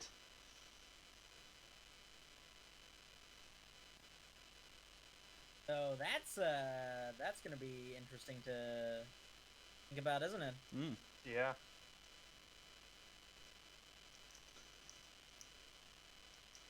So that's Ace's introduction. Then we basically start making our way through Alabaster. Honestly, Alabaster is just a masterclass in world building on Oda's parts. I mean, it's very heavily based on Egypt. It is, in terms of, like, the culture, but the geography is also very interesting, because I think this is the first arc where Oda maps out in detail what the country looks like. Yes, and it's a theme in the future, because a lot of it is positioning is going to play a much greater role in the future, and as a result, it kind of starts from here. Yeah. Oh yeah, I mean, one of the whole fight sequence later, I noticed the map and it's like, uh-oh, do I have to remember all of this now? Luckily, I'm just glad that it's not one where you have to keep track of everything. Where it's a sort where you can pay attention to it if you want. Yeah. It'll work if you're not, but then you can just, if you want, you can also just go through and see that it all makes sense. I like when it works out that way, because that's definitely what it was. It also does give you reminders every so often. Yeah. the map is basically constantly updated with new information or new whereabouts. Yeah. Which helps a lot. Mm. Also, this is a section that is one of my favorite bits of wildlife in One Piece. The Kung Fu Dugongs. Oh, I love them so much. I want one. I want an entire team of one. Oh, They're God. so wonderful and adorable and badass at the same time. It's amazing. Adorable and badass at the same time is kind of a common theme in One Piece. Mm-hmm. It kind of is. Yeah. But just the But fact that Luffy like becomes their leader and they have to bribe them so that they won't follow them. It's Which, great. of course, they listen to that. Yeah. It's also fun that they do come back and are relevant later as well. I mean, honestly, would they have had as many problems in at the Rain Casino if they hadn't, stopped the dugongs from following them? To be fair, they probably would not have lasted long in the desert. Yeah. It's a bit awkward, huh? Yeah. Also, there's also other creatures that they come across, like a giant lizard that just gets fucking curb stomped by the monster trio. Oh yeah, that was funny. Like immediately after it showed up, Luffy, Zoro, and obliterate it immediately and make food out of it. And just like the others are just like, you didn't have to go that far. Like, I feel sorry for them now. I feel sorry for these monsters. Of course, Zoro has to go that far with any animal. I mean, they do love eating, though, is the thing. Mm-hmm. Yeah. I would too, because like, I have to imagine all the exotic monster meats have got to taste pretty decent, right? Yeah. Yeah. But I also like to touch that the rock in the desert is hot enough for them to just straight up cook the meat on. Yeah. I mean, you've seen people cook eggs on the sidewalk. I mean, that's yeah, actually pretty that's much that's actually a real thing. So that's kind of true to life, yeah. Yeah. Oda picks and chooses when he'll use real life physics and real life science. It's very selective, and it's funny in its selectiveness. Yeah. Hey, internal consistency, that's what matters, right? Yep. Yep. So they trek through the desert after they meet a guy named Toto. A song by Africa, by the way. No relation. That he is a very interesting side character in that he is basically a good showcase of what these citizens of Alabaster are going through in this time of crisis. He also blessed the rains down in Africa. Did do that, yes. Ironically enough, is it called rain powder or dance powder? Dance powder. Dance powder, yeah. Dance powder, yeah. But like, it makes rain, certainly. Mm-hmm. Not in a healthy fashion, but like, do involve rain though. Speaking of rain, Alabaster hasn't had proper rain outside of its capital for years. Mm-hmm. That's because Crocodile has been stealing the rain. Oh yeah, no. He steals the rain down in Africa. I do have to say, Crocodile is a fucking fantastic villain. He is a very good villain. It's just so hateable. Sets the bar really high for villains in the future of the series. But it's also just so good just watching him lose his composure as he just fails to kill Luffy time and time again. It is really nice seeing him slowly just lose his shit. I think that's kind of like... So as we'll learn later in the series, Luffy really should not have won this fight. No. No, Crocodile's ridiculously strong. Yeah. Luffy just got lucky. In fact, Crocodile is suspected to be a spoiler. You know what I'm talking about? Yes, I think I know what in you're regards talking to about. his devil fruit. Yeah. Yeah, definitely. Yeah, it's because that is likely why he was able to prevent it from raining in Alabaster for so long. Mm-hmm. And also in Africa, let's not forget about that. But I mean, let's be honest. If we're gonna skip to the end of that in a certain sense, one of the reasons that things couldn't work out is because still reliant on other people doing things. Certain things he could not do on his own, and she was not up for it. So it's too bad for him. Yep. Yeah. So Robin kind of screwed him over. That. Yeah. Let's get that in a bit. Yeah, that's at the end. I was just putting it at that point. Let's talk about the confrontation at raid base real quick too. So I do also want to say that before they leave Yuba, Toto gives Luffy a canteen of water, and Luffy is just like, "We're gonna conserve this water. It is very precious." This guy worked hard for it. Yeah. Oh, and then he gets into a fight with Vivi. Because Vivi isn't willing to accept that no matter what they do, people will die. Certainly, when I first read it, this was my first sort of realization of, oh, Luffy isn't your typical shonen protag. Yeah, so it's the first time we have concrete a concrete really example that Luffy's deal is sort of that he is much more pragmatic than the standard protag. Yeah. Yeah. He's much less goody two shoes. Oh, I'm going to protect the world, or I'm going to be a good person to everybody. He's like, he has a much more, I don't want to say cynical, but a much less idealistic outlook than say your Naruto's and your Goku's and whatnot. Yeah. Excuse me, the character's name is Nart. No, the character's name is Bort's dad. Yes. That is also acceptable, yes. But yeah, Luffy actually gets into a fight with Vivi and basically makes her realize that, yeah, people are gonna die, but we're gonna help you anyways, and we're going to try to keep that to a minimum. Yeah, like, well, no, the speech was basically saying that it's naive to think that you can, just by, talking to the rebels, you can stop Crocodile's plan. No, you have to stop Crocodile. Like, he is the force we need to stop here, not just the rebels.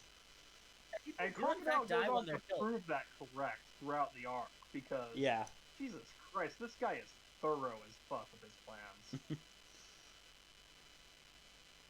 Also a dick. Oh yeah, no, he's a colossal dick. But you can't say he isn't thorough. Mm-hmm. And of course, I said being a dick's its own thing because everyone knows not to trust you pretty quickly. Yeah. Mm-hmm. I will say this though. Crocodile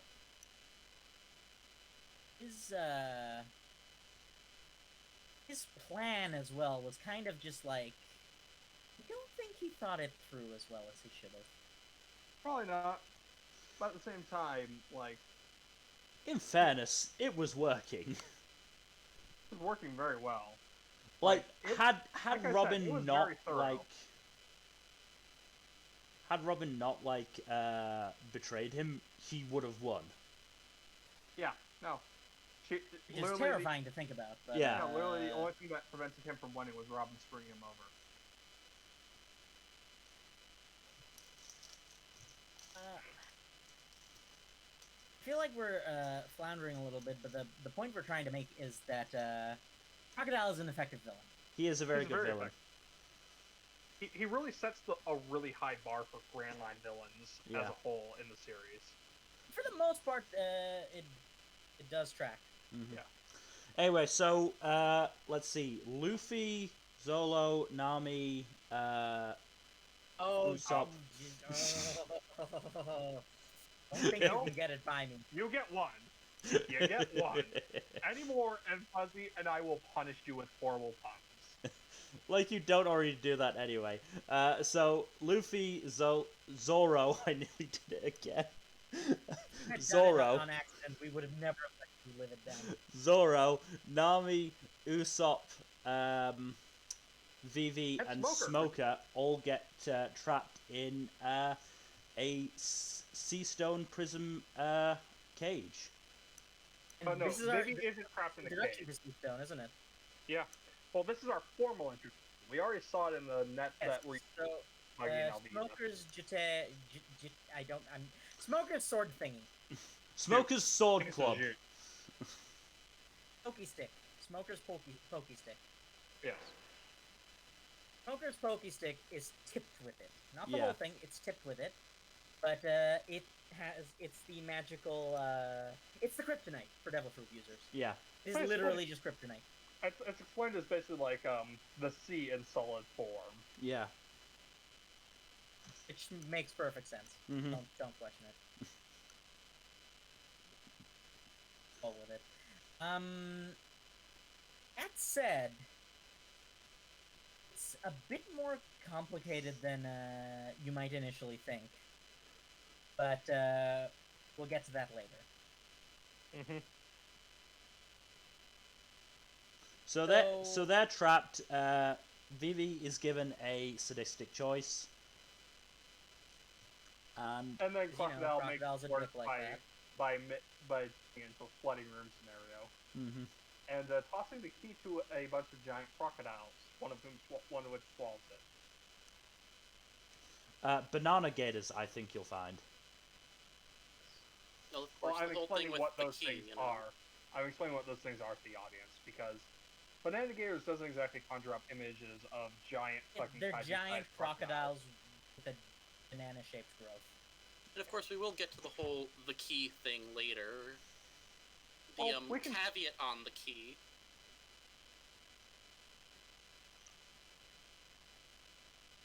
Go ahead. Well, I mean, just, go ahead.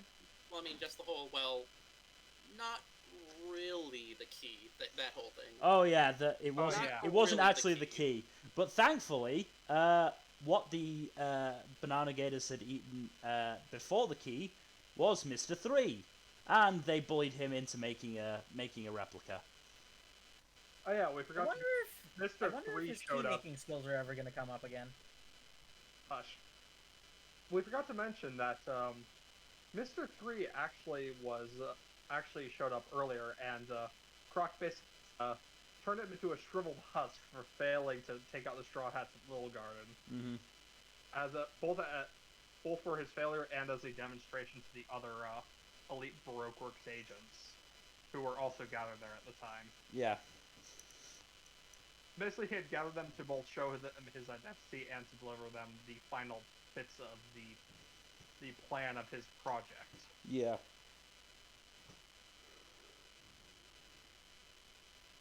That becomes a bit relevant later.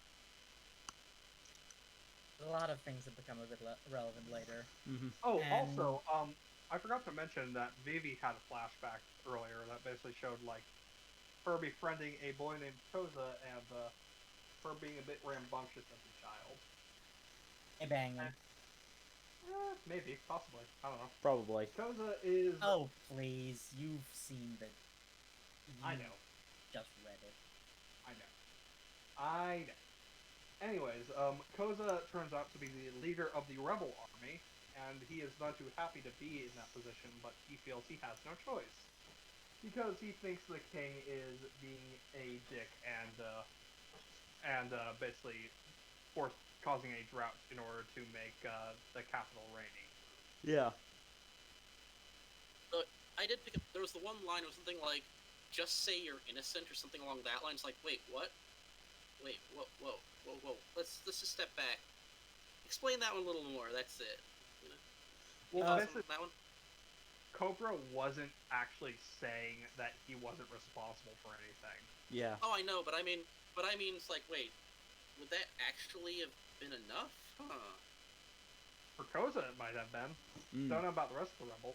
Yeah, I mean, that's the one thing that just made me stop right there. It's like, that's all it would take for you? Well, the thing is with with Cobra, he wasn't willing to dodge responsibility for what was happening to his country by claiming like he had nothing to do with it, because he did feel responsible for what was happening in some way. Oh yeah, but I mean, just Koza's level of faith that would do it just really said something. I mean, that's the level of faith he had in Vivi and in the royal family as a whole, and in the monarchy. Like he wanted to believe the best of them, but the fact that Cobra wasn't saying anything meant that eventually he felt like he was going to have to take action. Yep.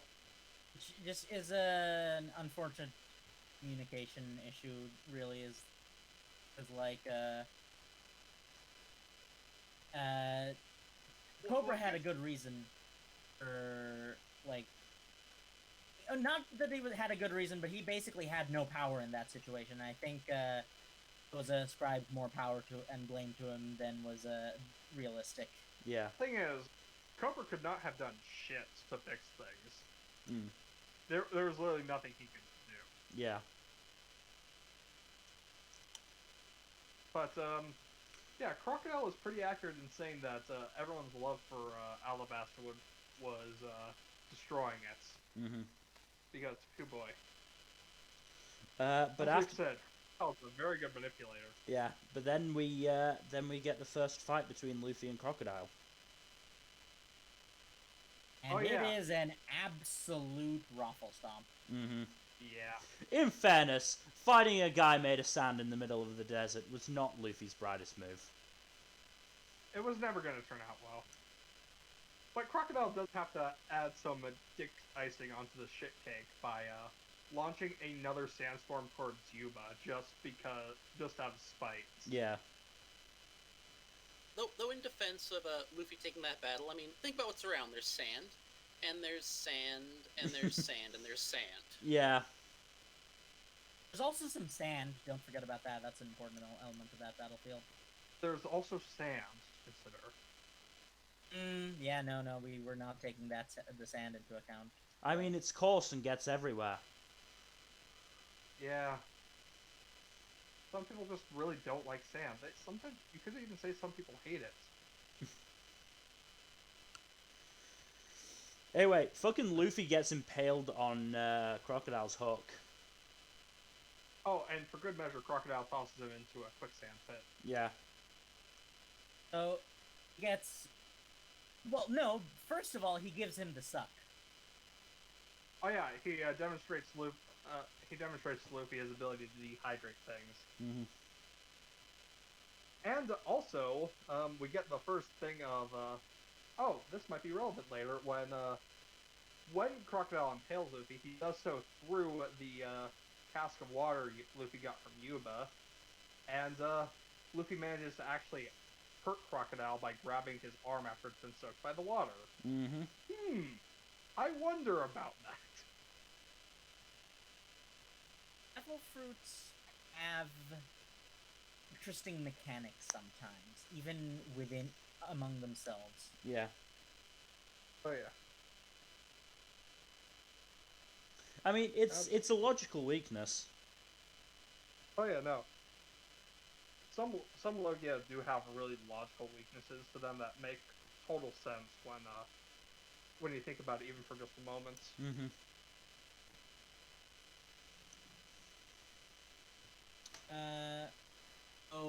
Important to note is that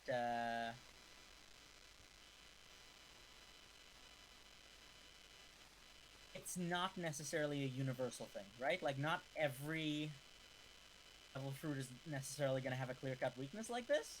Oh yeah, no. Smoker is a perfect example. He doesn't really have a clear-cut weakness. The only thing that even comes close is Ace stalemating him, but like, what can you really do against smoke? I mean, has it possibly occurred to you that where there's smoke, there is in fact fire? Yeah, that's why Ace stalemates him. Anyway, so let's get to the climactic fights, because By this point, the battle between the Crown's forces and the rebels has started, thanks to some manipulation by Bon Clay. Oh yeah, this Bon transforms as the king and does some not so kosher shenanigans. I will say, we also forgot to mention that the first hint of betrayal by Robin is she saves Luffy's life. Yes, after Croc gives him the suck. Oh, we haven't talked about Robin's Devil Fruit yet.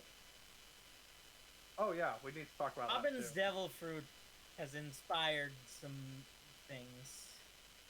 Robin's Devil Fruit is a very interesting ability because, in theory, it is incredibly broken, overpowered. So that's the thing, is it's another one of those things where Oda seems to be a fan of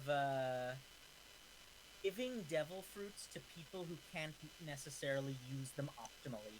Mm. Right? Because Robin uses Devil Fruit, her Devil Fruit really well. Uses it well, but it's still not as strong as it would be in the hands of a physical brawler, for example. Fair, but at the same time, it gives her the ability to multiply her strength several-fold by just creating multiple limbs. Yeah, but the big caveat here is that the limbs share damage, and she's not very durable. In the grand scheme of things. Yeah, at the same time, though, she mostly uses her limbs for submission holds and break holds. Yeah, but there are times when it becomes relevant, though. Yeah. Yeah, not here though. That's fair. Yeah. And glad that the body horror potential that didn't really get investigated. Yeah, body horror potential may not have gotten investigated, but a certain other type of potential certainly did. Yeah. Yeah. If you know what I'm saying. Yes, Oda answered that question in SBS. If you have to ask, he probably answered it in SBS. Anyway, so the climactic fights. Let's start with Usopp and Chopper.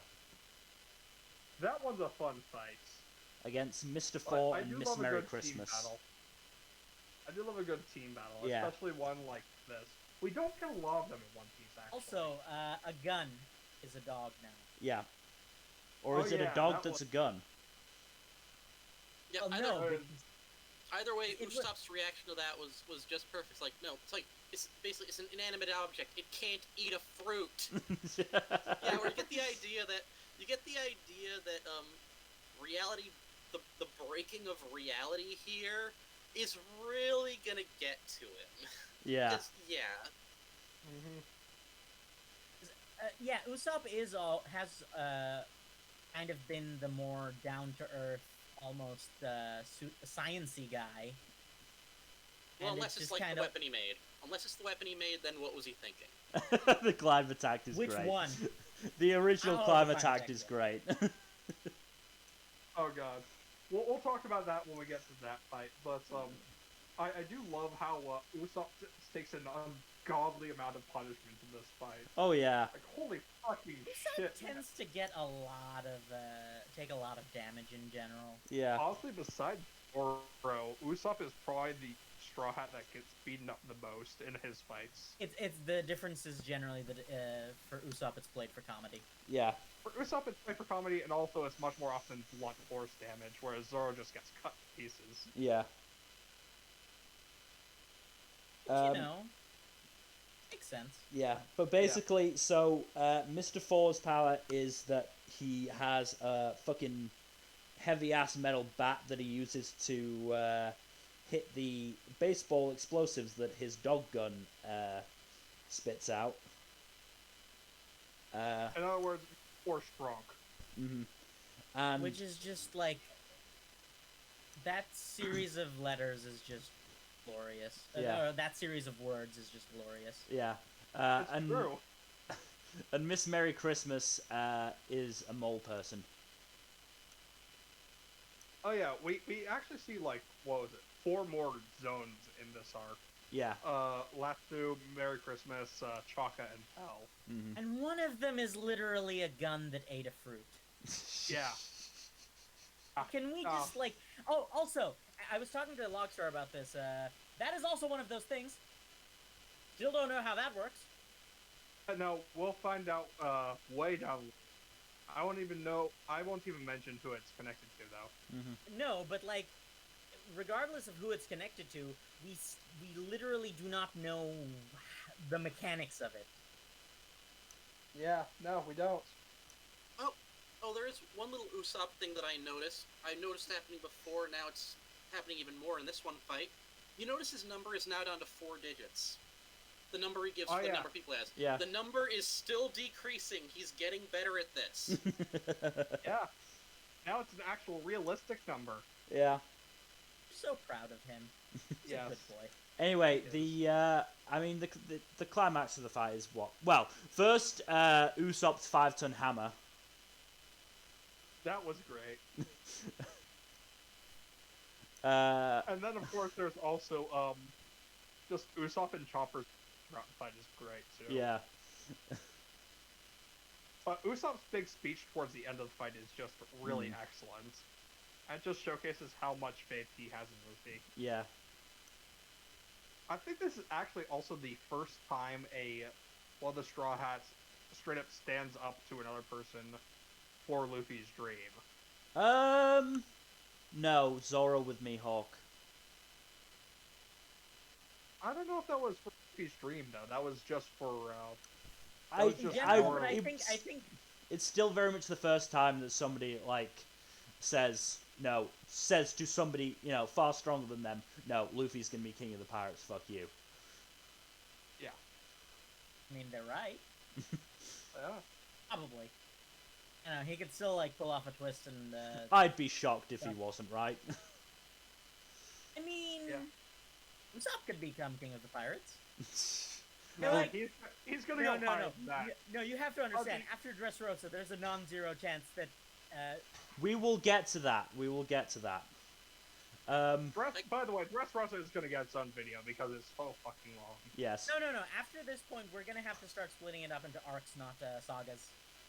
Oh, we can do Skypiea in one video. Yeah. We can do Skypiea in one video, but there's no way we're gonna be able to do Impel Down, Marineford, and Amazon Lily and Shabandi in one episode. We'll cross that bridge when we get to it. So Yeah. I have a plan. I also have ideas. Who becomes king of the pirates? Let me just say, it's all on how much the fans piss off Oda in the next few years. I mean, Very good point.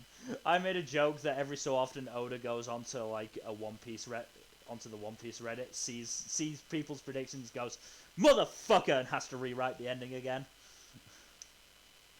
Honestly, I don't think he does that. I know No, he doesn't do that. It's just a funny joke. No, he's actually. I feel like he's more likely to do the opposite.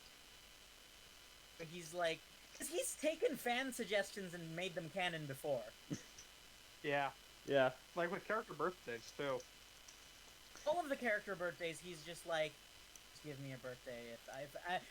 It's a lottery basically. Yeah. Send in a letter. If the letter with the birthday happens to be yours, congratulations, you've birthed a day. Yeah. Anyway, getting back onto the fight, because it's a really good climax. Because as I said, fucking Usopp is giving this speech about how there's no way Luffy is dead and he's going to become king of the pirates, while he gets hit by a fucking baseball bat so hard that his skull gets shattered. Oh yeah, no, Usopp, if he was a normal, he would have died from that. Mm-hmm. If these people were normal humans, they wouldn't have made it past the first chapter. Yeah. If this world were made of normal humans, they would have gone extinct long ago. Yeah. I mean, it actually kind of makes sense that the humans are so strong on this world on average, considering the rest of the world, right? Yeah. Yeah. Makes a great deal of sense, actually. Yeah, oh shit, we didn't explain how Chopper's Rumble Ball works either. Oh, yeah. So, basically, long story short, Chopper's a genius. In slightly more detail, Zoan typically has 3 forms. They have their animal form, their human form, and their hybrid form. So the animal form and human form are self-explanatory. The hybrid form tends to be their furry form. Yeah, basically a midpoint between the two. Yeah, and it tends to be the strongest form, like physically speaking. So Chopper is an exception to that rule as well. But he's a genius, so he has developed 4 additional forms with the power of drugs. Yeah. It's literally the power of drugs. Is the thing. He literally developed a drug to make his devil fruit stronger and gave him 4 extra forms. And while we saw the 3 of those forms demonstrated at Drum Island when he fought against Waffle's henchmen, we see the final form demonstrated here, where he uses it to help Usopp take out first Miss Merry Christmas, and then Mr. Four. By basically using his horn form as a large-ass slingshot for Usopp to fire his hammer into Mr. Four. Oh my. So what you're saying is that Chopper got really horny so Usopp could pound Mr. Four.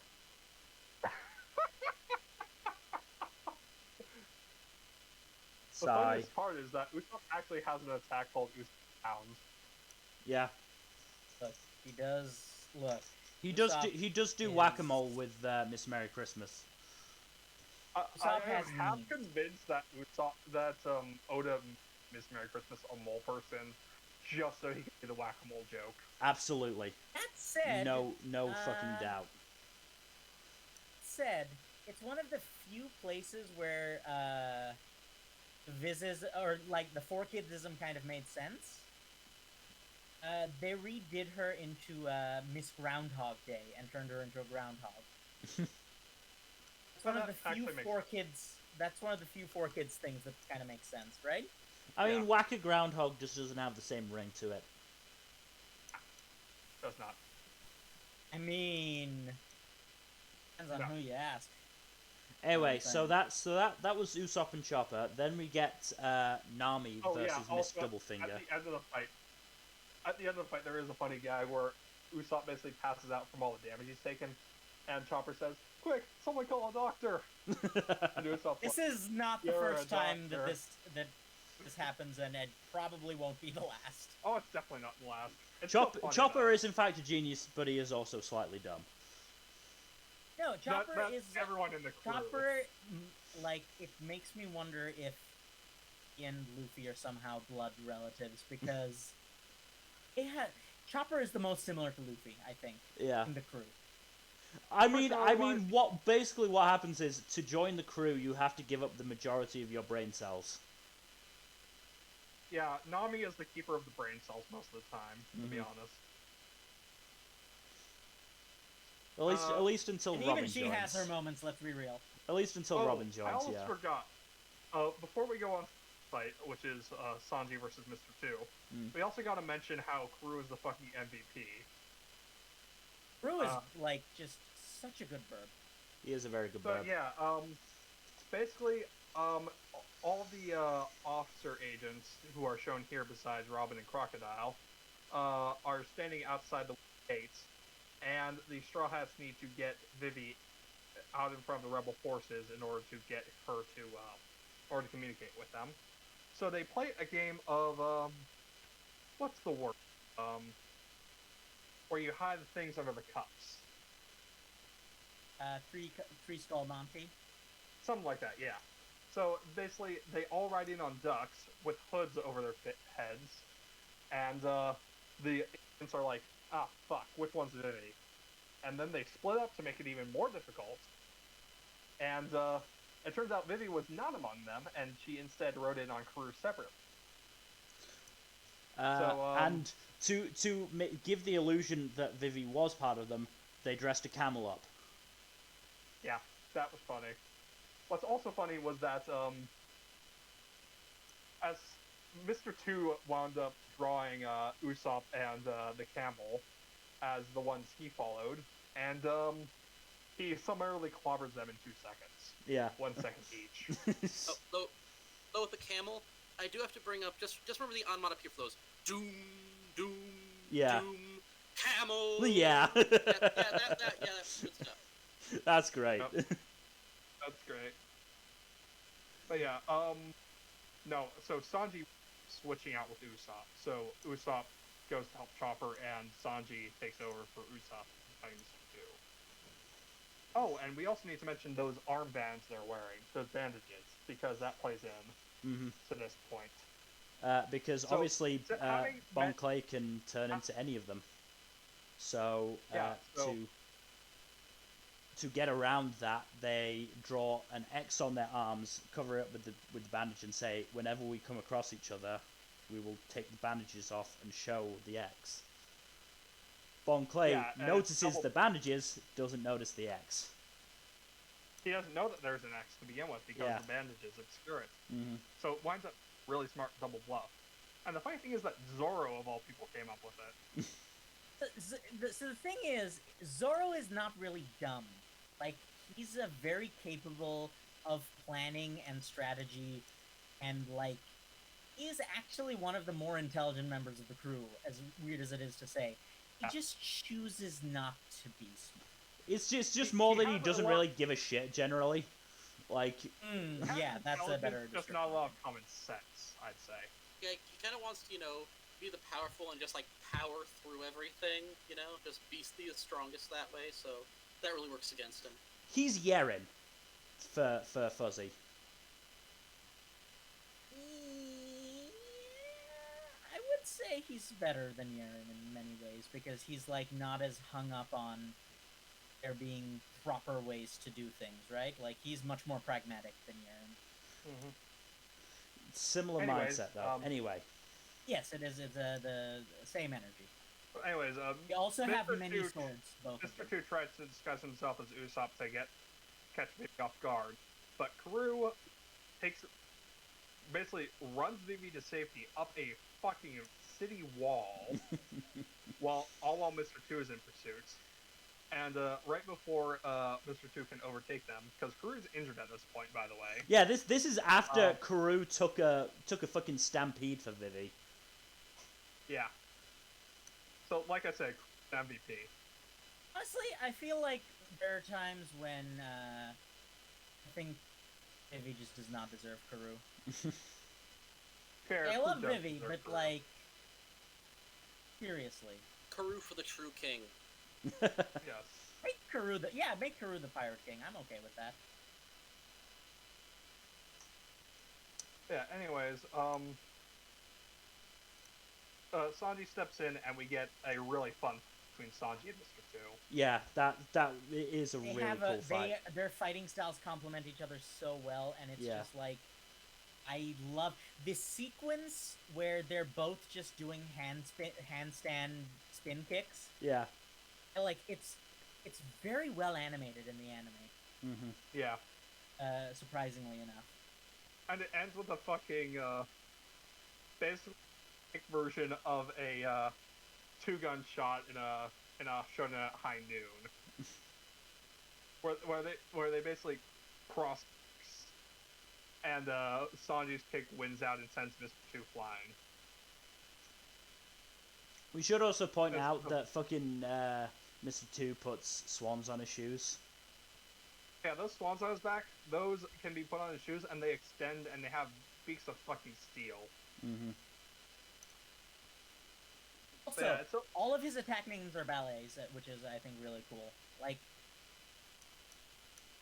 also, while I do have some issues with the Viz translations, I do love that they occasionally have Mr. 2 say the French word de whenever he says do on occasion.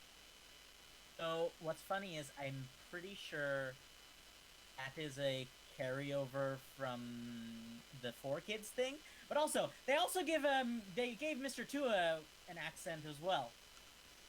Oh god. They gave everyone accents for some reason.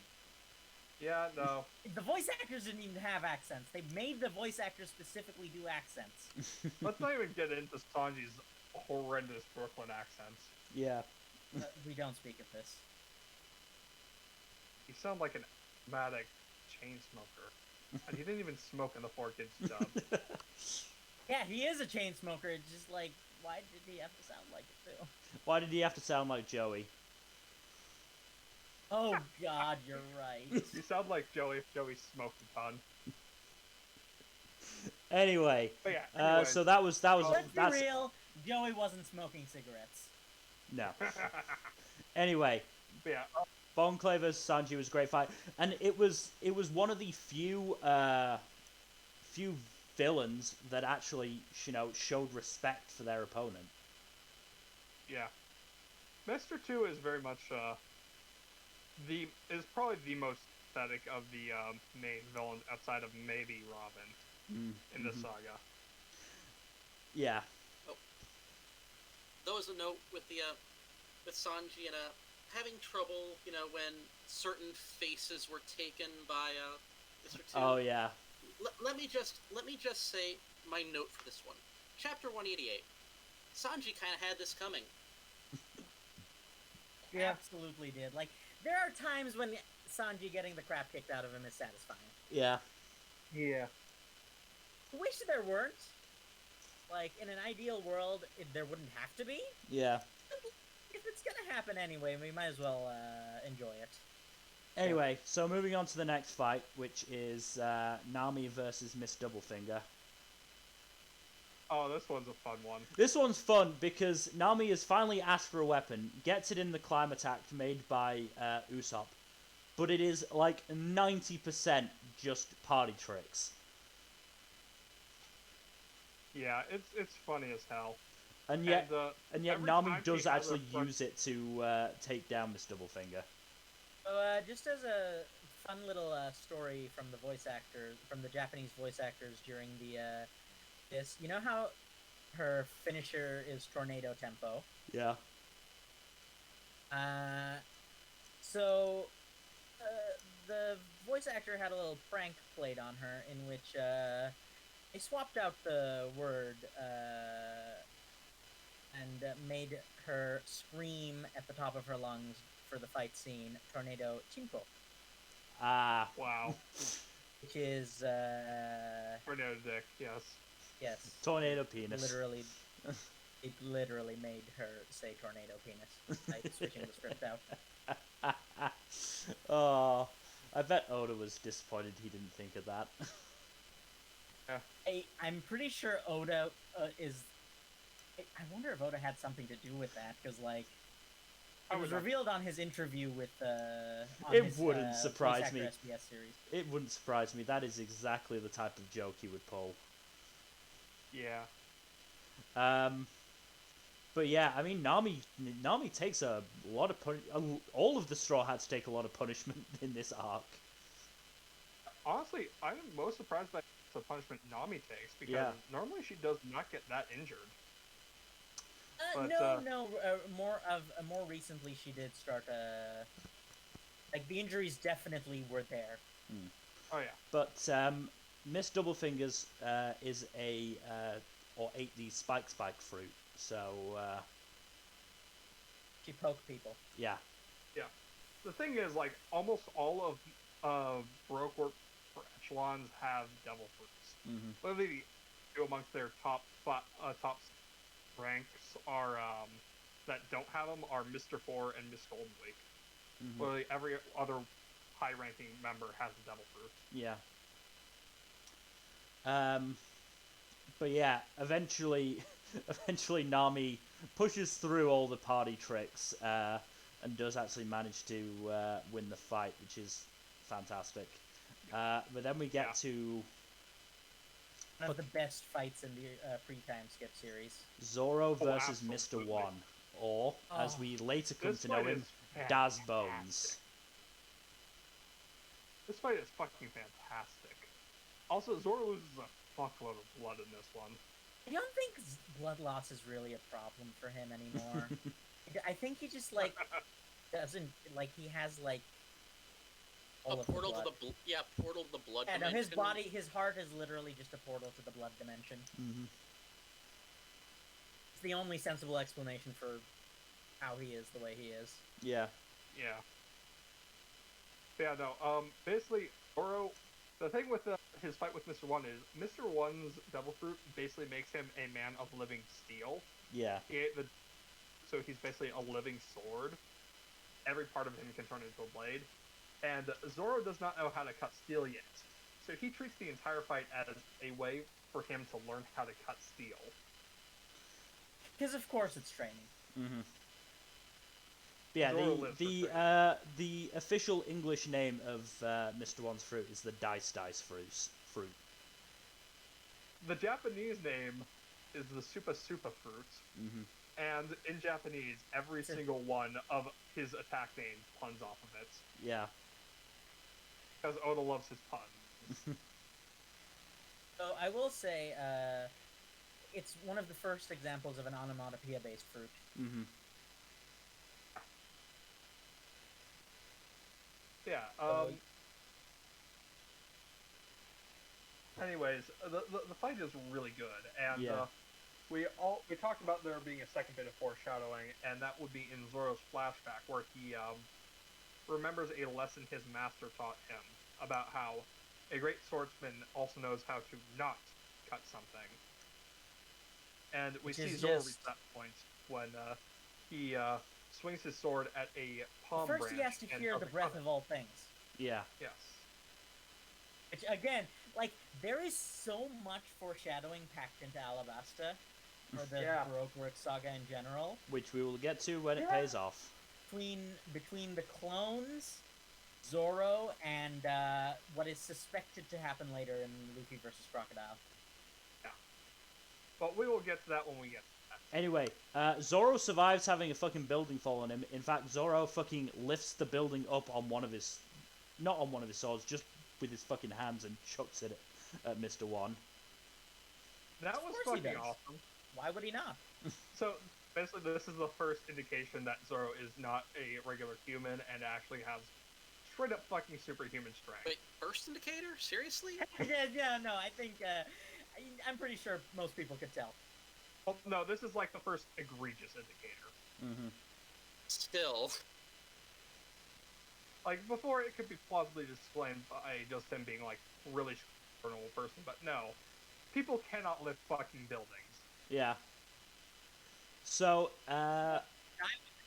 So, you know, I don't know if anyone's gotten the memo, really. No? Mm-hmm. Go on. No.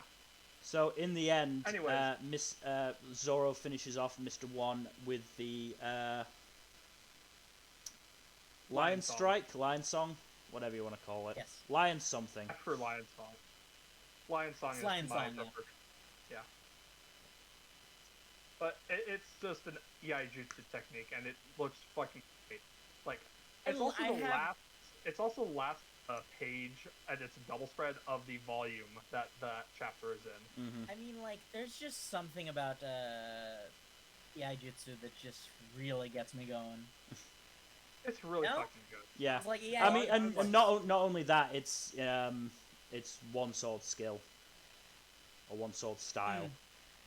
Yeah, so because I think he lost the other two under the building.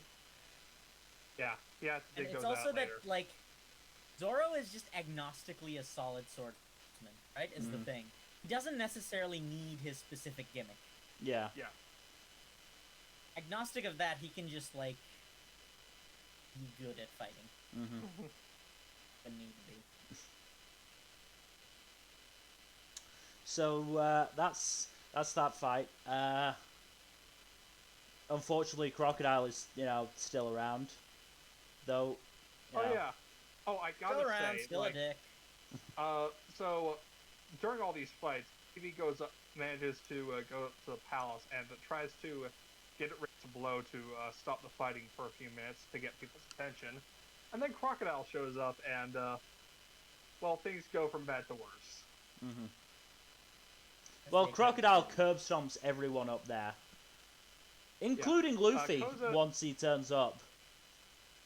Before that, I do want to say that there is a really excellent moment where after Crocodile has basically curb stomped all the royal guards, and even Who, by the way, took a suicide pill. Yeah. Like a suicide buff thingy. Yeah, no. He beats down Chaka really easily, and then he's basically just dangling Vivi off of the edge of the palace over the courtyard, hundreds of feet below, and he's monologuing about how every single one of her efforts was completely in vain. And then he just turns his hand into sand to let her fall to her death. And there's no dialogue for that the entire page of that. Mm-hmm. Lets it breathe for a second. And then Luffy shows up riding on Pell. And they save Vivi. And it's just such an excellent scene. Yeah. It's a classic Big Damn Heroes moment. Mm-hmm. Yeah. But yeah, so Luffy shows up having figured out Crocodile's weakness and having a barrel of water on his back, basically to cover his fists with water so he can hit Crocodile. Yeah, and the first time he connects with a punch, it is fucking glorious. Yeah. The look on Croc's face is just delicious. Mm-hmm. I mean, you have to wonder how long it's been before that since Crocodile actually got hit. Yeah. I mean, certainly not since he entered the first half of the Grand Line. Yeah. Yeah. And but it is really great to see Crocodile get actually hit for once and being so utterly flabbergasted about the whole thing. I mean, blood being used as a solution to wetness is the weakness is, yeah, blood, yeah. I approve. That makes sense. You know what's odd? The heavily censored 4Kids variation also kind of makes sense. Like, almost a bit more than blood. Mm-hmm. Because blood dries, but in 4Kids it was sweat. And Luffy became a real sweat threat. Yeah, it just got real sweaty. Full try-hard mode engaged. And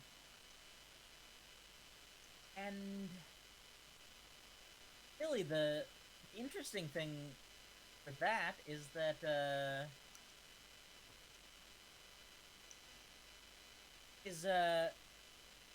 this counter there was a little element of, is this really all that's going on?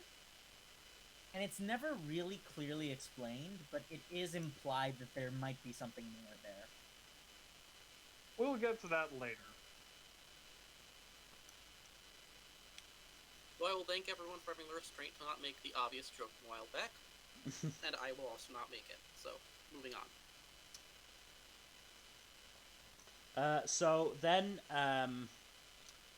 Cobra, Robin, and Crocodile are taken to the Poneglyph, which I believe is the first mention of Poneglyphs. Yes. And the first mention of the Void Sentry in general. We don't actually hear the Void Sentry get mentioned. Well, the first mention of, like, some sort of secret history. Yeah. Yes. Yeah, they get left after Crocodile beats Luffy a second time. Mm-hmm. Which, Crocodile's actually the first opponent Luffy's fought that's actually beaten him. And yeah, trying to think. Yeah, I mean, God, I can't remember. I didn't reread that bit. Anyway, doesn't matter. So we also have the Marines arrive at this point. Smoker is off doing something somewhere else, but Tashigi is there and gets curb stomped by Robin. Oh yeah, no. Robin has a very broken power. Mm-hmm. Actually, like, Robin's greatest strength is against people who are, relatively speaking, not physical powerhouses and rely more on technique. Yeah. Mm. Which kind of is Tashigi in a nutshell. Mm-hmm. Yeah, also, stretch of the plot, we find out that Crocodile has a bomb set to go off in the center of the capital, where a whole fuck ton of people are fighting at the moment. So he's set to wipe out, like, at least 1 million people with that bomb. Yeah. So after all the individual fights, they go searching for the bomb with Vivi. And Zoro somehow gets lost outside the capital during this time. Mm-hmm. Have we like had a decent conversation about Zoro's sense of direction or lack thereof? Well, this is where it starts. Relevant. Yeah. Yeah, this is where it starts, but it starts becoming really relevant in the next saga. We'll talk about it then. Yeah. So yeah, Oda is the type of person who has managed to successfully and realistically take a one-off gag and make it very plot relevant. Mm-hmm. Yeah, he just straight up made it into a character trait, Zoro. Anyway, so Luffy reappears again. Fucking Crocodile loses his mind at that point, like, because not only is Luffy still standing, Luffy is managing to still hit Crocodile, but instead of using water, he's using his own blood. Yeah, and Crocodile at this point is just fucking done with this shit, and he's utterly pissed. Because, like, not only is this the first time in probably a very long time that he's actually been hit, this is the first time that somebody he's tried to kill has not stayed dead. And not only that, they've come back twice. Come back twice, yeah.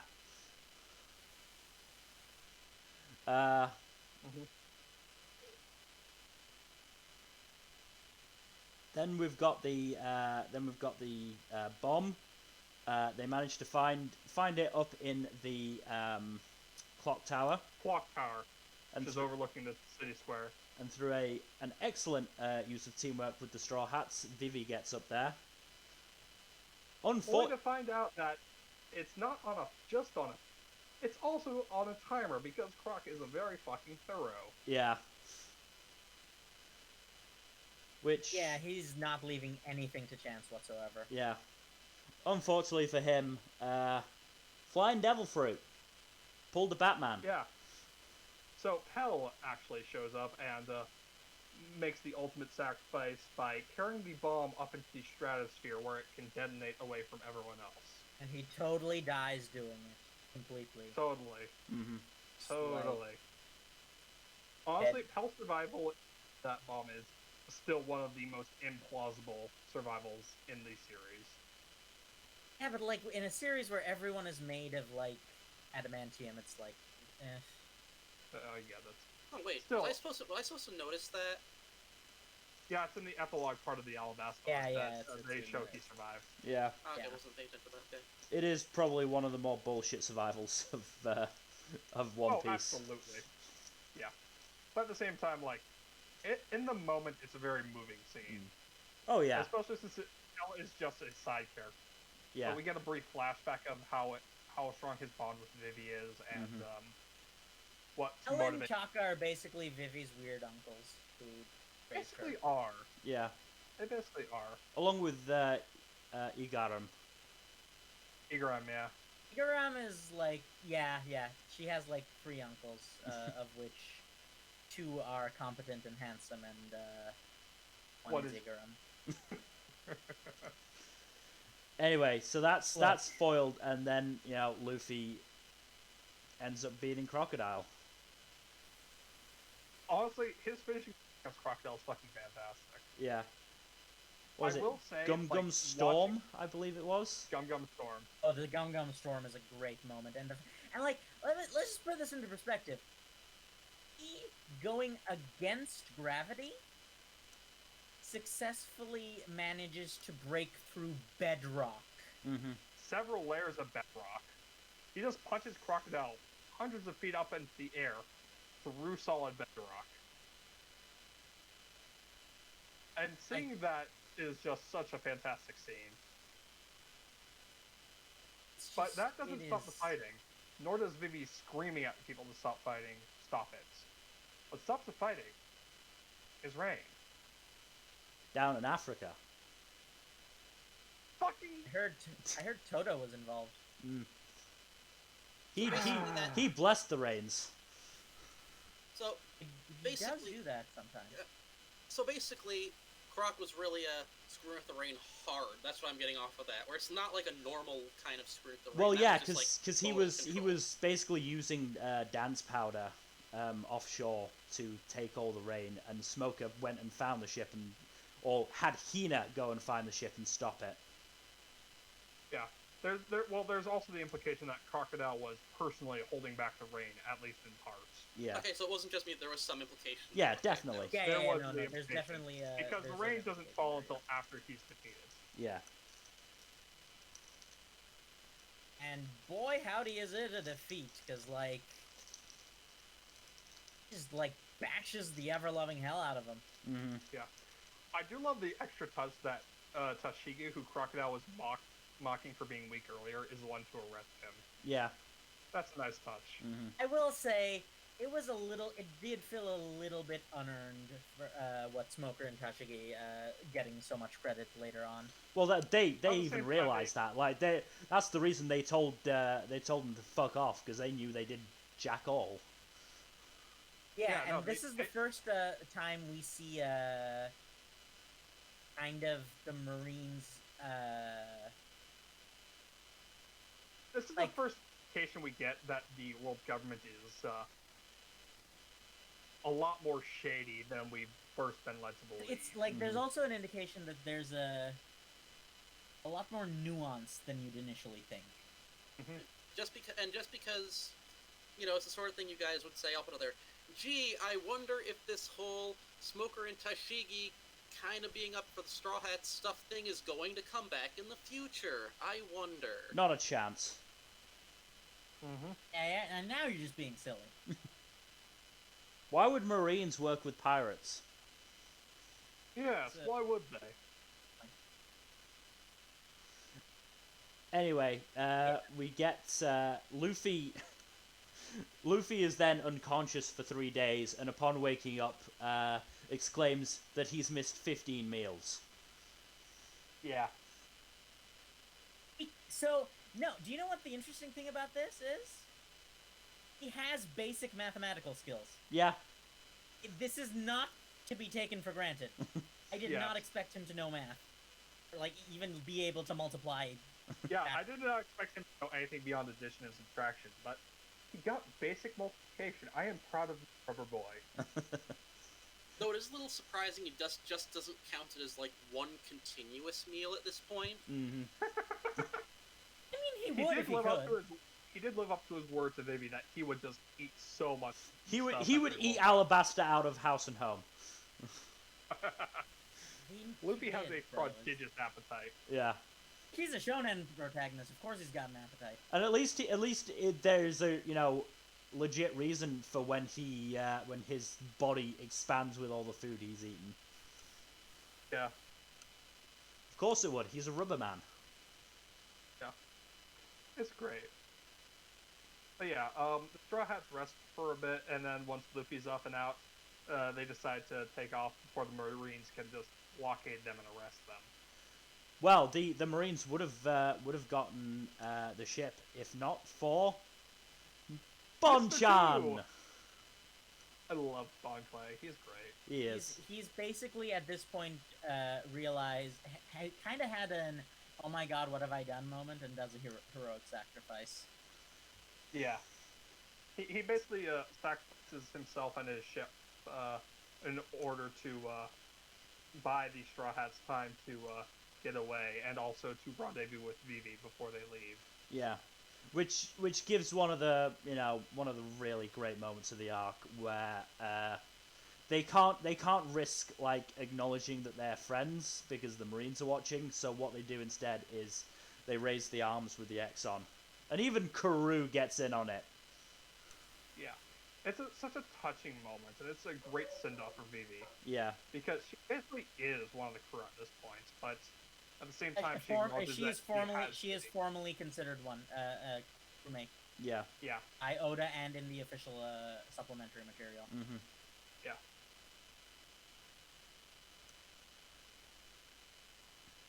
So yeah, Logstar, would you like some closing thoughts on this, considering the fact that it's your first time through?